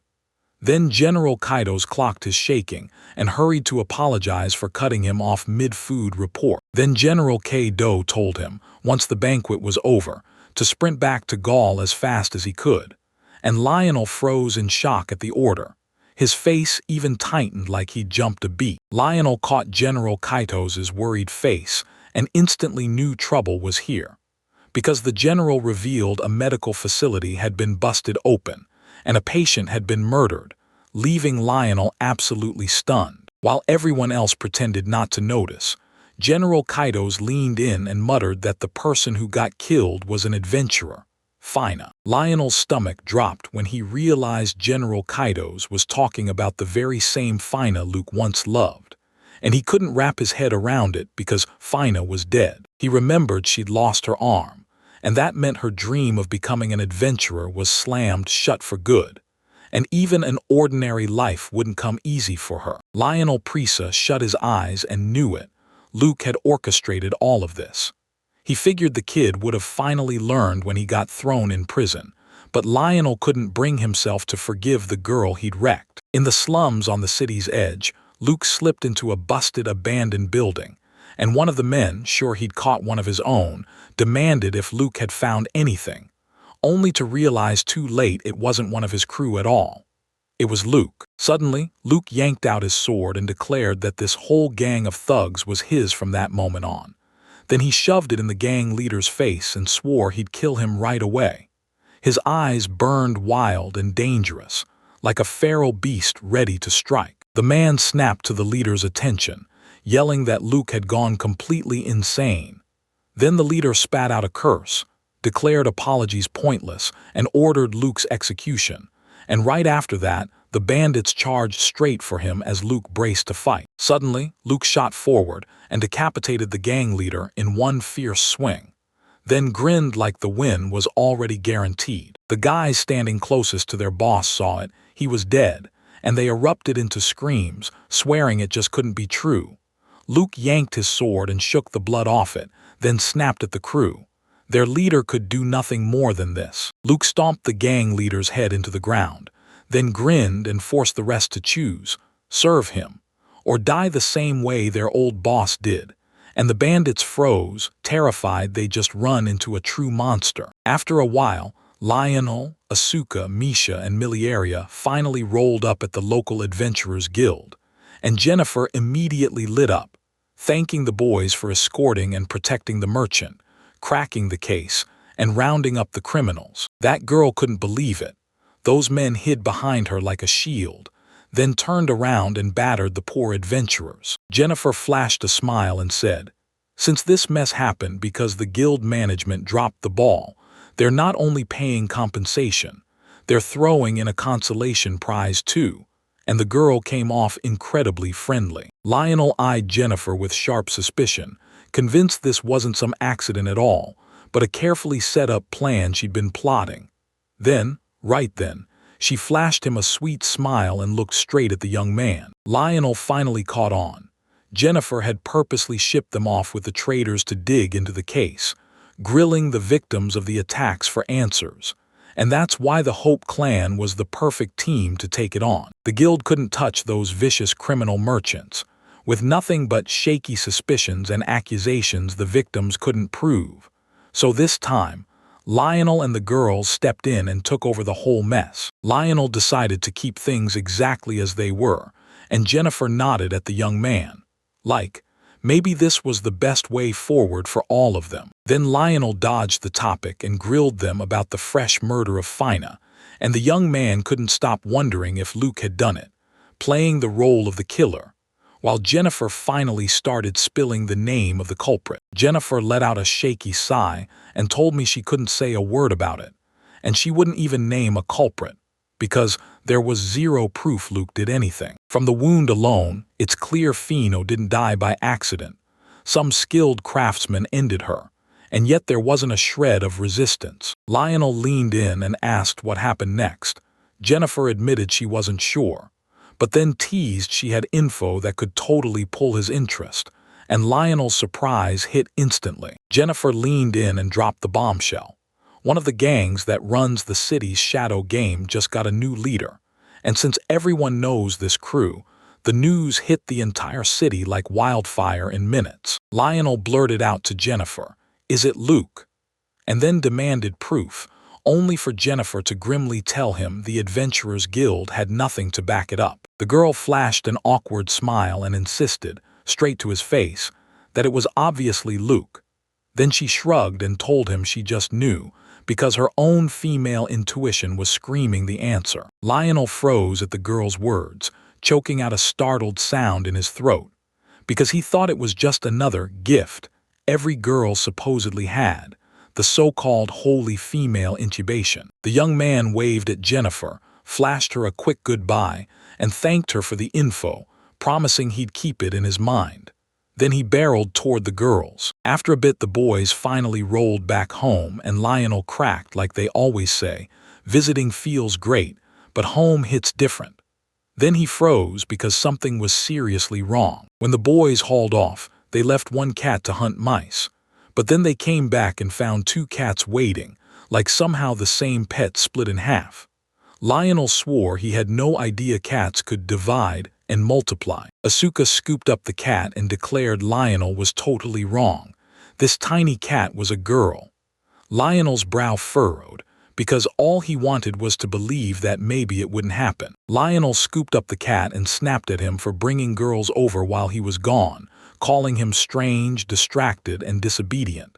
Then Malaria shot back with a sarcastic grin. "Are you jealous of him, or is this just jealousy, wearing a different face?" Misha sat down and started scratching the cat behind its ears, then muttered that a house this massive didn't make sense for just one cat. And Asuka jumped in, saying it was so huge it felt like a royal castle, somewhere you could duck out of the rain and still find food. The girl said the cat must have been lonely in all that huge house, so she just brought a buddy. Then both girls stared at Lionel with pleading eyes, begging, "Can we keep the second cat?" Lionel's stomach flipped with panic, but he blurted, "Sure," and agreed right away. Later, Lionel gushed that pets are amazing. But then he snapped that they needed a clean house, so he ordered the girls to get ready and start scrubbing again, and the poor girls were stunned they had to clean all over once more. Lionel told them they had to clean up again, then snapped that the girls should start cleaning and wait for him. Asuka blinked, shocked, and demanded where he was even going. Lionel grinned and told them, "I already warned the girls.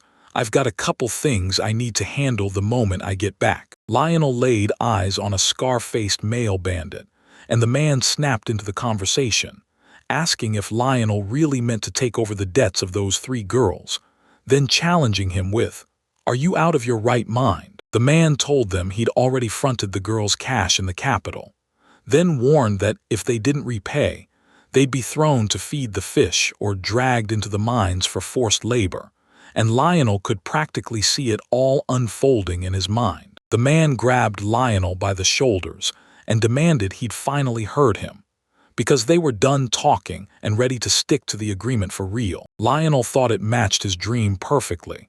Then reality hit, and everything he imagined instantly crumbled to dust. A smiling old lady leaned in and asked if his name was Lionel. Then she introduced herself as Marie, beaming like she'd finally found him, and Lionel couldn't believe it when he saw such a classy old beauty standing right in front of him. Lionel shot an apology for being late, introduced himself, and claimed he was the head of the clan of girls. Then the woman teased him, asking if he wasn't supposed to be each and every one of their mothers. Rage burned in Lionel's chest as he wondered if the woman was talking too much. But right then, she turned to the young man and asked if she could help with anything. Lionel said, "As far as I can tell, that woman once bankrolled the girls' first steps into adventuring. She covered everything. So yeah, it's safe to assume she'll pay back that debt again too." And the young man didn't joke, he meant it. The woman froze in shock and blurted that this had gone way too far, and Lionel's nerves kicked in right after. He muttered that he thought the same thing. She nodded and agreed, telling them she'd do it just this once, only because pity wouldn't let her ignore them, since they were drowning in debt most of the time and couldn't even afford the clothes they truly wanted. Lionel believed that without this sharp lady stepping in, something terrible would have gone down to the girls, because when he met her the first time, The girls were firing off a brutal, dangerous technique. They made it this far only because that woman forked over money for their gear. No payment, no survival. If things had gone differently, Asuka would have been wiped out in the first battle, and Misha never would have had the chance to save her. Lionel couldn't stop imagining Asuka's life slipping away while Miliaria held her tight. He can already picture what'll happen to the other two girls once their only protector is gone. And he doesn't even need an answer, because it's painfully obvious. Lionel stared at the woman, praying she could at least knock down part of the girl's debts. Then she rose from her seat and begged the young man not to spoil them too much. Suddenly, the woman snapped around and strode off, and Lionel shot forward in shock, calling out, "Lady Mary." But she kept pawing through her things, hunting for something she'd misplaced, while Lionel just couldn't figure out what on earth she meant. Right then, Lady Mary swooped back to the young man and announced she'd tracked down the girl's credit history. Then she ripped every single paper about it to shreds in the next breath. Lionel's jaw dropped when he spotted the paper scraps drifting down. Then the woman slammed a bag of money on the ground and said it was the stash she'd been hiding from the girls, and Lionel couldn't make heads or tails of what was going on. He realized Lady Mary had tucked money aside for the girl so they could wipe out their debts. Then he blurted out to the woman, "So why are you doing this?" Lady Mary flashed a smile and said, "If I hadn't started saving the girls' money myself, they'd have blown it all at once, because they're still just kids." Lionel couldn't help imagining those carefree girls, and he honestly saw why it was nearly impossible to argue with Lady Mary. She was the kindest, finest woman around, the one who'd poured out real generosity and understanding for those three orphan girls. Lionel snatched the money, bowed like a pro, and thought, "I'd love a mother like that." He swore he'd guard the girls and teach them everything he could. Then they shook hands, and Lady Mary, laughing as she thanked him, teased him that he was basically a real mother. After a bit, the young man snapped and said his business was done. Lionel figured he should hit the guild for a request, then head home. Right then, a young guy came sprinting at him like something was up. The young man sprinted straight into Lionel, sending him jolting back in shock. Then the kid yanked Lionel's wallet out of his pocket, flashed a grin, and blurted out an apology to the gentleman. Suddenly, Lionel yanked the young man back hard to stop him from swiping the boy's wallet, and the thief erupted into screaming, "It hurts." In the next breath, the thief's cap hit the ground, and a girl stumbled into view in front of Lionel, sobbing with agony. She snapped at him, screaming what he was doing and why he was hurting her. The final realized the thief was just an ordinary girl, and he immediately apologized, saying he'd mistaken her for some hunter from Lonely Adventurers. But the girl snapped back that she didn't do that, and then pointed the blame at Lionel himself for what happened. Lionel nodded and said he was heading out. Then the girl blinked in shock, stunned that he'd actually walk away like that. Lionel shoved something into his pocket and told her, "If you need anything, or if trouble shows up, go find me at the Adventurers Guild. I'll do my best to help you." A little later, the girl let out a shaky sigh and blurted that this meeting felt cursed. Then it hit her, and fear slammed into her so hard she couldn't breathe. She scrambled through her pockets, hunting for her purse, and suddenly remembered Lionel had slipped something in there. Then she snapped on him like a trap, yelling that he'd stolen it and calling him a thief. Then out of nowhere, a girl burst into the guild's adventure and shouted Lionel's name, right to his face. Lionel grinned, saying she'd reached him way too fast, but the girl was fuming, shaking with rage and pure fury. Lionel shot her a question, why's her temper always flaring? Then he suggested they cool off with tea, offering to pay since he had money, but the girl screamed at him, "Don't you dare spend a dime of mine." Jennifer stared at it all, totally lost, then snapped to Lionel that she hadn't hinted at a thing, yet the young man was making it way too obvious. Lionel just grinned and agreed, saying she was right. Lionel handed the girl back her wallet, and she snatched it like it burned. Then her fury flared as she told him the boy was after something from her. She demanded, "Did he really think he could take my wallet, give it back, and then act like I'd owe him a favor. Lionel shot back that he just wanted to talk to her, and the girl froze, completely baffled. She had no clue what he planned to say. The girl pressed the boy and asked why he wanted her attention, and Lionel answered that the next time she went out to rob someone, she wouldn't need to carry her wallet at all. If she hadn't had that wallet on her, she wouldn't have needed to come back at all. And that's the scary truth. One slip can put you in the guards' sights for attempted theft, no matter what. And yeah, he snatched the girl's wallet. But then he pointed her right to where it was, even offering to hand it back.